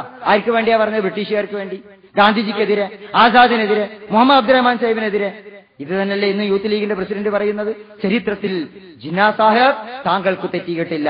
ജിന്നാ സാഹിബിന് യോജിച്ച അനന്തരാവകാശിയെ യൂത്ത് ലീഗ് സംഭാവന ചെയ്തിരിക്കുന്നു. അങ്ങനെ സാമ്രാജ്യത്വത്തിന്റെ സംഘപരിവാറിന്റെ മെഗാഫോണുകളായിട്ട് മുസ്ലിം ലീഗിന്റെ നേതാക്കള് തരം താഴ്ന്നു പോകരുത് എന്നാണ് അതിനെക്കുറിച്ച് എനിക്കിപ്പോൾ പറയാനുള്ളത്. മൗദൂദി സാഹിബിന്റെ അജയ്യതയോ അല്ലെങ്കിൽ മൗദൂദി സാഹിബിന്റെ ദൈക്ഷണികമായ പ്രഭാവമൊന്നും നിങ്ങളുടെ ദുഷ്പ്രചരണം കൊണ്ട് തകർന്നു പോവുകയില്ല എന്ന് നിങ്ങൾ മനസ്സിലാക്കണം. ലോകം മൗദൂദി സാഹിബിനെ അംഗീകരിച്ചിട്ടുണ്ട്. അന്താരാഷ്ട്ര ഫൈസൽ അവാർഡ്, ലോക ഇസ്ലാമിക സേവനത്തിനുള്ള ഫൈസൽ അവാർഡ് ഒന്നാമത് കിട്ടിയതായിരിക്ക? സൗദി ഗവൺമെന്റ് കൊടുത്ത ഫൈസൽ അവാർഡ് ഒന്നാമതായി കിട്ടിയത് സയ്യിദ് അബുൽ ആല മൗദൂദിക്കാണ്. മദീനയിലെ ഇസ്ലാമിക യൂണിവേഴ്സിറ്റി അതിന്റെ സിലബസ് തയ്യാറാക്കിയതാരാ? മൗദൂദി സാഹിബാണ്. മൗദൂദിയുടെ കൃതികൾ അറബ് ലോകത്തെ യൂണിവേഴ്സിറ്റികളിൽ ഇന്നും പാഠപുസ്തകങ്ങളാണ്. റാബിത്തത്തുൽ ആലമുൽ ഇസ്ലാമി എന്ന് പറയുന്ന സലഫികൾക്ക് മേധാവിത്വമുള്ള ലോക മുസ്ലിം സംഘടന, അതിന്റെ സ്ഥാപക അംഗമാണ് സയ്യിദ് അബുൽ ആല മൗദൂദി. ഈ അടുത്ത് ഞാൻ സൗദിയിൽ പോയി. അവന്റെ തെരുവിലൂടെ അങ്ങനെ പോകുമ്പോൾ നിങ്ങൾക്ക് കാണാം ഷാരി ഇമാം അബൂ ഹനീഫ റോഡ്, ഷാരി ഇമാം അലി ഇബ്നു അബി താലിബിന്റെ റോഡ്, ഷാരി ഇമാം അഹമ്മദ് ബിൻ ഹംബൽ റോഡ്, ഷാരി ഇമാം ഉസ്താദ് അബുൽ ആല മൗദൂദി. സയ്യിദ് മൗദൂദിയോടുള്ള ആദരവിന്റെ പേരിൽ സൗദി അറേബ്യയിൽ റോഡുകൾ വരെ ഉണ്ട്. നിങ്ങൾ മനസ്സിലാക്കണം. പിന്നെ ലോകത്തെ ഭീകരത, തീവ്രവാദം അത് ആരാണ് നടത്തിയിട്ടുള്ളത്? ഇസ്ലാമിക ഭീകരത എന്നത് ഒരു മിത്താണ്. അത് പ്രചരിപ്പിച്ചിട്ടുള്ളത് ലോകത്ത് അമേരിക്കയാണ്, സാമ്രാജ്യത്വ ശക്തികളാണ്. മുസ്ലിം സമുദായത്തെ കൊണ്ട് തീവ്രവാദ പ്രവർത്തനങ്ങളിലേക്ക് കൊണ്ടുപോകുന്നത് ഇസ്ലാമല്ല, അത് അമേരിക്കയാണ്. മുസ്ലിം ചെറുപ്പക്കാരെ കൊണ്ട് തീവ്രവാദ പ്രവർത്തനം നടത്തിക്കുന്നുണ്ടെങ്കിൽ അത് അമേരിക്കയാണ് ചെയ്യിക്കുന്നത് എന്നല്ല. അമേരിക്ക തീവ്രവാദത്തിന്റെ കുറെ ലിസ്റ്റ് ഇറക്കിയിട്ടുണ്ട്. അതിൽ സയ്യിദ് മൗദൂദി ഇല്ല, ജമാഅത്തെ ഇസ്ലാമി ഇല്ല. അമേരിക്ക ഇറക്കിയ ഭീകരവാദികളുടെ ലിസ്റ്റിൽ ജമാഅത്തെ ഇസ്ലാമിയോ സയ്യിദ് മൗദൂദിയോ ഇല്ല. പക്ഷേ അമേരിക്ക ഇറക്കിയ തീവ്രവാദികളുടെ ലിസ്റ്റിൽ സലഫികളും വഹാബികളും ഉണ്ട്. അതുകൂടി നിങ്ങൾ മനസ്സിലാക്കണം. ലോകത്ത് വലിയ ചർച്ചയാണ്. നമുക്ക് അഭിപ്രായമില്ല. സലഫി ഭീകരത, വഹാബി ഭീകരത ജമാഅത്തെ ഇസ്ലാമി വിശ്വസിക്കുന്നില്ല. ജമാഅത്തെ ഇസ്ലാമിക്ക് അങ്ങനെ അഭിപ്രായമില്ല. ഇന്ത്യയിൽ വലിയൊരു വിവാദം ഉണ്ടായില്ലേ? രാംജത്ത് മലാനി പറഞ്ഞു വഹാബി ഭീകരതയെക്കുറിച്ച്. അപ്പം ലോകത്ത് നടക്കുന്ന ചർച്ച അങ്ങനെയാണ്. അമേരിക്ക ഭീകരത അവരുടെ നിർമ്മിതികളാണത് എന്നല്ല സഹോദരന്മാരെ. കേരളത്തിലെ മുജാഹിദ് പ്രസ്ഥാനം അമേരിക്കൻ ചാരസംഘടനയുടെ സൃഷ്ടിയാണ് എന്ന് മുസ്ലിം ലീഗിന്റെ നേതാക്കന്മാരിറക്കുന്ന SKSSFന്റെ മുഖപത്രമായ സത്യധാര എഴുതിയിട്ടുണ്ട്. 2004 ഏപ്രിൽ 1-15. ഇതും മോനെ ശരിക്കു പിടിക്കണം. മുജാഹിദ് പ്രസ്ഥാനം CIA സൃഷ്ടി. ജമാഅത്തെ ഇസ്ലാം ഇങ്ങനെ വിശ്വസിക്കുന്നില്ല, ഒരു സംശയവും വേണ്ട. ഞങ്ങൾക്ക് അങ്ങനെ ആരോപണം ഉന്നയിക്കുന്നില്ല, ഞങ്ങൾ ആർക്കെതിരെയും അങ്ങനെ പറയാൻ പാടില്ല. പക്ഷെ ഇത് നിങ്ങൾ ആലോചിക്കണം, ഈ SKSSFന്റെ നേതാക്കൾ ആരാ? അത് മുസ്ലിം ലീഗിന്റെ കൂടി നേതാക്കളാണ്. അവരുടെ പത്രമാണ് ഈ പറയുന്നത്. ജമാഅത്തെ ഇസ്ലാമി അത് ഏറ്റെടുത്തിട്ടുണ്ടോ? വെബ്സൈറ്റുകളിൽ അടിച്ചു നോക്കിയാൽ ഒരുപാട് കിട്ടും. ജമാഅത്തെ ഇസ്ലാമി അത് ഏറ്റെടുത്തിട്ടില്ല, അത് ഏറ്റെടുക്കുകയില്ല. ജമാഅത്തെ ഇസ്ലാമി ആ പ്രചരണം നടത്തുകയില്ല. ജമാഅത്തെ ഇസ്ലാമി അതിൽ വിശ്വസിക്കുന്നുമില്ല. വിഷയം എന്താണെന്ന് ചോദിച്ചാൽ ഇസ്ലാമോഫോബിയ, മുസ്ലിം സമൂഹത്തിനെതിരായ ഭീകരവാദ ആരോപണം, അത് ലോകത്ത് വലിയ പ്രചരണ വിഷയമാണ്, വലിയ ചർച്ചയാണ്. ആ ചർച്ച അമേരിക്കയാണ് നയിക്കുന്നത്. അവർ പറയുന്നതൊക്കെ നമ്മൾ പരസ്പരം എടുത്തുദ്ധരിക്കാൻ തുടങ്ങിയ അവസാനം ആരും ബാക്കിയുണ്ടാകില്ല. നിങ്ങൾ നോക്ക്, ഇപ്പൊ കേരളത്തിൽ ഒരു ഏറ്റവും ഒടുവിൽ വന്ന മുസ്ലിം തീവ്രവാദി ആരാ? ഷാഹിന.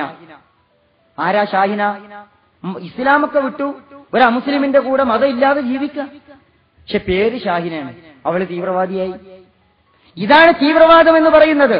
ഇങ്ങനെ ഒരു ഇസ്ലാമോഫോബിയ. മുസ്ലിം പേരുണ്ടോ? അറബി പേരുള്ള മുസ്ലിം പേരുള്ള ഒരു ഉമ്മയുടെ ഗർഭപാത്രത്തിലാണോ പിറന്നത്, അവൻ തീവ്രവാദി. ഇതാണ് ആരോപണം. ഈ ആരോപണം നമ്മൾ എടുത്തുദ്ധരിക്കരുത് എന്ന് മാത്രമാണ് പ്രിയപ്പെട്ട സഹോദരന്മാരെ എനിക്ക് പറയാനുള്ളത്. ഒരൊറ്റ കാര്യവും കൂടി പറഞ്ഞിട്ട് എന്റെ ഈ പ്രഭാഷണം ഞാൻ അവസാനിപ്പിക്കുകയാണ്. ഓർഗനൈസർ എന്ന് പറയുന്ന RSSന്റെ ഒരു പത്രമുണ്ട്. 2006 ഒക്ടോബർ 29 ഓർഗനൈസർ വാരികയിൽ ഒരു ലേഖനം വന്നു, കേരളത്തിലെ ഇസ്ലാമിക് ടെററിസം. എന്നിട്ട് ആ ടെററിസത്തെ കുറിച്ച് അവർ പറയാൻ, കേരളത്തിലെ മുസ്ലിം ടെററിസ്റ്റുകൾ ആരൊക്കെയാണ്?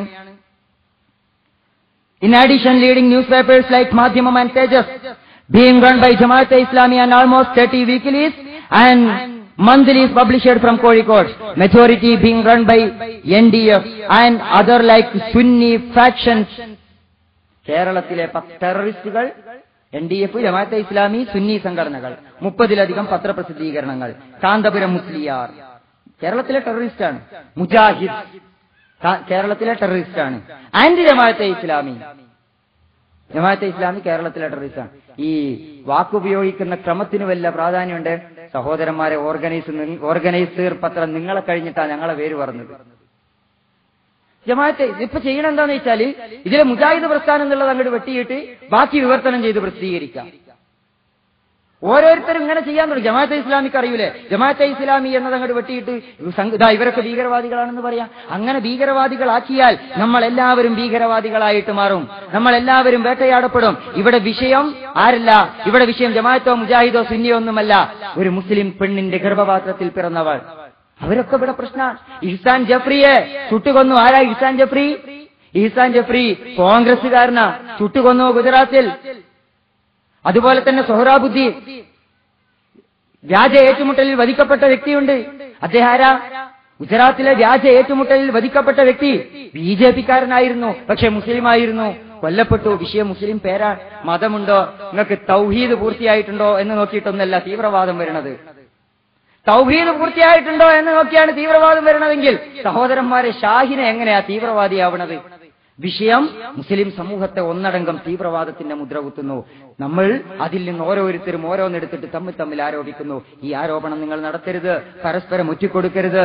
തീവ്രവാദമൊന്നും മുസ്ലിം സമൂഹത്തിലെ മുഖ്യധാരാ സംഘടനകൾ പ്രോത്സാഹിപ്പിക്കാത്തതാണ്. മുജാഹിദ് പ്രസ്ഥാനം, ജമാഅത്തെ ഇസ്ലാമി, സമസ്ത AP വിഭാഗം, സമസ്ത EK വിഭാഗം യഥാർത്ഥത്തിൽ തീവ്രവാദം പ്രോത്സാഹിപ്പിക്കുന്ന സംഘടനകളല്ല എന്ന് നമുക്കറിയാം. പക്ഷേ പ്രിയപ്പെട്ട സഹോദരന്മാരെ, ഇങ്ങനെ നമ്മൾ ഒറ്റിക്കൊടുക്കാൻ തുടങ്ങിയാൽ മുമ്പ് പാസ്റ്റർ നിമ്മോളർ പറഞ്ഞ അവസ്ഥയിൽ വരും. ജർമ്മനിയിൽ ഹിറ്റ്ലറുടെ നേതൃത്വത്തിലുള്ള നാസി പാർട്ടി ഇങ്ങനെ ആളുകളെ കൊന്നെടുക്കുക, ജൂതന്മാരെ, കമ്മ്യൂണിസ്റ്റുകളെ, ക്രിസ്ത്യാനികളെ. അപ്പൊ പാസ്റ്റർ നിമ്മോളർ പറയാൻ, അവര് ജൂതന്മാരെ തേടി വന്നു കൊല്ലാൻ വേണ്ടി. ഞാൻ എതിർത്തില്ല, ഞാനൊന്നും പറഞ്ഞില്ല, കാരണം ഞാനൊരു ജൂതനായിരുന്നില്ല. അവർ ജൂതനെ കൊന്നുപോയി. പിന്നെ അവർ കത്തോലിക്കരെ തേടി വന്നു, ക്രിസ്ത്യാനികളെ തേടി വന്നു. ഞാനൊന്നും പറഞ്ഞില്ല, ഞാൻ കത്തോലിക്കനല്ല. പിന്നെ അവർ കമ്മ്യൂണിസ്റ്റുകാരെ തേടി വന്നു. ഞാനൊന്നും പറഞ്ഞില്ല, ഞാൻ കമ്മ്യൂണിസ്റ്റുകാരനല്ല. അവസാനം അവരെന്നെ തേടി വന്നു. എനിക്ക് വേണ്ടി മിണ്ടാൻ ആരുമുണ്ടായിരുന്നില്ല. NDF കഴിഞ്ഞ് ജമാഅത്തെ ഇസ്ലാമി കഴിഞ്ഞാൽ, ഹിറാ സെന്റർ കഴിഞ്ഞാൽ പിന്നെ ഉള്ളത് മർക്കസ് ദഅവയും മുജാഹിദ് സെന്ററുമാണ്. കുറച്ചുകൂടെ അപ്പുറത്തേക്ക് പോയാൽ ഒരു ഓഫീസുണ്ട്, അത് പാകിസ്ഥാൻ ഉണ്ടാക്കിയവരുടെ ഓഫീസാണ് എന്ന് IBHM പറഞ്ഞു പോയാൽ നമ്മൾ കുടുങ്ങും. അതുകൊണ്ട് പരസ്പരം ഒറ്റിക്കൊടുക്കുന്ന പണി നിങ്ങൾ ചെയ്യരുത് എന്ന് മാത്രമാണ് എനിക്ക് പറയാനുള്ളത്. സാമ്രാജ്യത്വവും സംഘപരിവാറും പറയുന്ന ആരോപണങ്ങൾ എടുത്തുന്നയിക്കരുത് എന്നാണ് നിങ്ങൾക്ക് പറയാനുള്ളത്. മുസ്ലിം യൂത്ത് ലീഗിന്റെ നേതാവിനെ കുറിച്ച് തന്നെ എന്റെ പ്രിയപ്പെട്ട സഹോദരന്മാരെ നിങ്ങൾ ചിന്തിച്ചു നോക്ക്. കേരളത്തിലെ വലതുപക്ഷ മീഡിയ ചാനലുകൾ, പത്രങ്ങൾ ഏറ്റവും അധികം ഉയർത്തിക്കൊണ്ടുവന്നത് 2 നേതാക്കന്മാരെയാണ്. കേരളത്തിൽ 2 യുവജന നേതാക്കന്മാരെ. ഒന്ന് യുവമോർച്ചയുടെ പ്രസിഡന്റിനെയാണ്, യുവമോർച്ചയുടെ പ്രസിഡന്റ് സുരേന്ദ്രൻ. വലതുപക്ഷ മീഡിയ, പത്രങ്ങളും ചാനലുകളും. രണ്ടാമത് കൊണ്ടുവന്ന ആൾ മുസ്ലിം യൂത്ത് ലീഗിന്റെ ഇപ്പോഴത്തെ സംസ്ഥാന പ്രസിഡന്റാണ്. വലിയ മീഡിയ കവറേജ് ഇവർക്ക് കിട്ടുന്നു. ഏത് വിഷയത്തിൽ? മുസ്ലിം തീവ്രവാദത്തെക്കുറിച്ച് പറയുമ്പോൾ. എന്നാൽ മുസ്ലിം യൂത്ത് ലീഗ് സംഘപരിവാർ തീവ്രവാദത്തെക്കുറിച്ച് പറഞ്ഞുകൊണ്ട് മാതൃഭൂമിയിൽ ലേഖനം എഴുതി കൊടുക്കട്ടെ, ഒരു 10 എണ്ണം ഞാൻ വെല്ലുവിളിക്കുന്നു, പ്രസിദ്ധീകരിക്കൂല. സംഘപരിവാറിന്റെ ഭീകരവാദത്തെക്കുറിച്ച് മാതൃഭൂമി പത്രത്തിൽ തുടർച്ചയായി 10 ദിവസം ലേഖനം എഴുതാൻ മുസ്ലിം ലീഗിന്റെ യൂത്ത് ലീഗിന്റെ സംസ്ഥാന പ്രസിഡന്റിനെ ഞാൻ വെല്ലുവിളിക്കുന്നു. പിന്നെ കിട്ടും എപ്പോഴാന്ന് വെച്ചാൽ പൈസ കൊടുത്ത് സ്പേസ് വാങ്ങിയാൽ. അത് മുഹമ്മദ് അബ്ദുറഹ്മാൻ സാഹിബിനെ തന്നെ പൈസ കൊടുത്ത് വാങ്ങാൻ ശ്രമിച്ചവർക്ക് അത് കിട്ടാതിരിക്കൂലല്ലോ. അപ്പൊ പ്രിയപ്പെട്ട സഹോദരന്മാരെ, സാമ്രാജ്യത്വത്തിനും സംഘപരിവാറിനും അജണ്ടകളുണ്ട്. ആ അജണ്ടകൾ നടപ്പിലാക്കുന്നവരായി നമ്മൾ മുന്നോട്ട് പോകരുത്. മുസ്ലിം ലീഗിന് അവരുടെ വഴിയുണ്ട്, മുജാഹിദ് പ്രസ്ഥാനത്തിന് അവരുടെ വഴിയുണ്ട്, ജമാഅത്തെ ഇസ്ലാമിക്ക് അവരുടെ വഴിയുണ്ട്. നമ്മൾ വ്യത്യസ്തങ്ങളായി പ്രവർത്തിക്കുന്നവരാണ്. പക്ഷേ നമ്മളുടെതെല്ലാം ഇസ്ലാമാണ്. ഈ രാജ്യമാണ്, ഈ രാജ്യത്തിലെ ജനതയാണ്. ഓരോരുത്തരും ഓരോ മേഖലയിൽ പ്രവർത്തിക്കട്ടെ.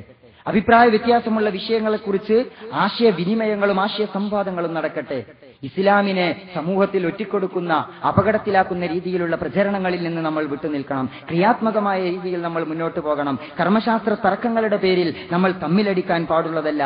കർമ്മശാസ്ത്രത്തിൽ മുജാഹിദ് പ്രസ്ഥാനത്തിന് വലിയ വിശാല വീക്ഷണമുണ്ട്. ആ വിശാല വീക്ഷണം നിങ്ങൾ മുമ്പ് ഉയർത്തിപ്പിടിച്ചിട്ടുള്ളതാണ്. 1960കളിലൊക്കെ നിങ്ങൾ ഉയർത്തിപ്പിടിച്ചിട്ടുള്ളതാണ്. മുജാഹിദ് പ്രസ്ഥാനത്തിന്റെ മദ്രസകളിലും പാഠപുസ്തകങ്ങളിൽ പഠിപ്പിച്ചിട്ടുള്ള ഫിഖ്ഹ് ഗ്രന്ഥങ്ങളിൽ കാണാം, തലമറക്കുന്നത് സുന്നത്താണ്. KM മൗലവിയും EK മൗലവിയും PK മൗലവിയും MCC Abdurahman മൗലവിയും ഒക്കെ ചേർന്നെഴുതിയ ഒരു പുസ്തകമുണ്ട്, കിതാബുൽ അവ്വൽ ഫിൽ അമലിയാത്ത്, ഫിഖ്ഹിനെ കുറിച്ച ഒരു പുസ്തകം. ആ പുസ്തകത്തിൽ പറയുന്നത് തൊപ്പി ധരിക്കുന്നതിനെ കുറിച്ചാണ്. തലപ്പാവ് ധരിക്കുന്നത് സുന്നത്താണ്. സുബഹിന്റെ അവസാനത്തെ എഴുത്തിദാലിൽ കുനൂത്ത് ഓതുന്നത് സുന്നത്താണ് എന്ന് പറഞ്ഞുകൊണ്ടുള്ള കർമ്മശാസ്ത്രത്തിന്റെ വിശാലത നിങ്ങൾ മുമ്പ് മുന്നോട്ട് വെച്ചിട്ടുണ്ട്. ഞാൻ പറയുന്നത് ആ വിശാലത മുന്നോട്ട് വെച്ചുകൊണ്ട് അഭിപ്രായ വ്യത്യാസങ്ങൾ ഉള്ളതോടൊപ്പം തന്നെ നാടിന്, ഇസ്ലാമിന്, സമൂഹത്തിന് വേണ്ടി ഒരുമിച്ച് മുന്നോട്ട് പോകാൻ നമുക്ക് കഴിയണം. എന്തായിരുന്നാലും സാമ്രാജ്യത്വത്തിന്റെ പിണിയാളുകളായി, വേലൂത്തുകാരായി നമ്മൾ മാറരുത്. അല്ലാഹുവെ നമ്മൾ ഓർക്കണം, പരലോകത്തെ നമ്മൾ ഓർക്കണം. ഈ സംഘടനയോ സംഘടനയുടെ മെമ്പർഷിപ്പോ നാളെ അല്ലാഹുവിന്റെ പരലോകത്ത് നമ്മളുടെ രക്ഷക്കെത്തുകയില്ല. അത് നമ്മൾ ഓർക്കുക. നമ്മൾ ഓരോരുത്തരും ഒറ്റക്കൊറ്റക്ക് വിചാരണ ചെയ്യുന്ന നാളിനെ നമ്മൾ ഓർക്കുക. നമ്മുടെ വാക്കുകൾ, നമ്മുടെ പ്രസംഗങ്ങൾ അല്ലാഹുവിന്റെ മലക്കുകൾ രേഖപ്പെടുത്തുന്നത് എന്റെ പ്രിയപ്പെട്ട സഹോദരന്മാരെ നമ്മൾ ഓർക്കുക. ഇത്രയും എനിക്ക് പറയേണ്ടി വരുന്നത് തന്നെ ഇസ്ലാമും ജമാഅത്തെ ഇസ്ലാമിയും ഈ സമൂഹത്തിന്റെ മുമ്പിൽ നിങ്ങളിലൂടെ തെറ്റിദ്ധരിപ്പിക്കപ്പെട്ടതുകൊണ്ടാണ് എന്ന്, അതുകൊണ്ട് നമ്മൾ നിർബന്ധിതരായി ചെയ്യേണ്ടി വന്നതാണ്. അതിൽ ഉള്ളിൽ നമുക്ക് ദുഃഖമുണ്ട്, നമുക്ക് വിഷമമുണ്ട് എന്ന് സൂചിപ്പിച്ചുകൊണ്ട് ഇത് നിങ്ങൾ ഞങ്ങളെ കൊണ്ട് പറയിച്ചതാണ് എന്നുകൂടി സൂചിപ്പിച്ചുകൊണ്ട് പ്രിയപ്പെട്ട സഹോദരന്മാരെ നിങ്ങൾ ചിന്തിക്കണം, ആലോചിക്കണം, കാര്യങ്ങൾ മനസ്സിലാക്കണം എന്ന് പറഞ്ഞുകൊണ്ട് സ്വൽപ്പം നീണ്ടുപോയ എന്റെ ഈ പ്രസംഗം ശ്രദ്ധയോടെ കേട്ടിരുന്ന ഈ നിറഞ്ഞ സദസ്സിന് എന്റെ ജമാഅത്തെ ഇസ്ലാമിയുടെ നിറഞ്ഞ അഭിവാദ്യങ്ങളും ആശംസകളും നന്ദിയും അറിയിച്ചുകൊണ്ട് എന്റെ വാക്കുകൾ ഞാൻ അവസാനിപ്പിക്കുന്നു. വആഖിറു ദഅവാനാ അനിൽ ഹംദുലില്ലാഹി റബ്ബിൽ ആലമീൻ. അസ്സലാമു അലൈക്കും വറഹ്മത്തുള്ളാഹി വബറകാതുഹു.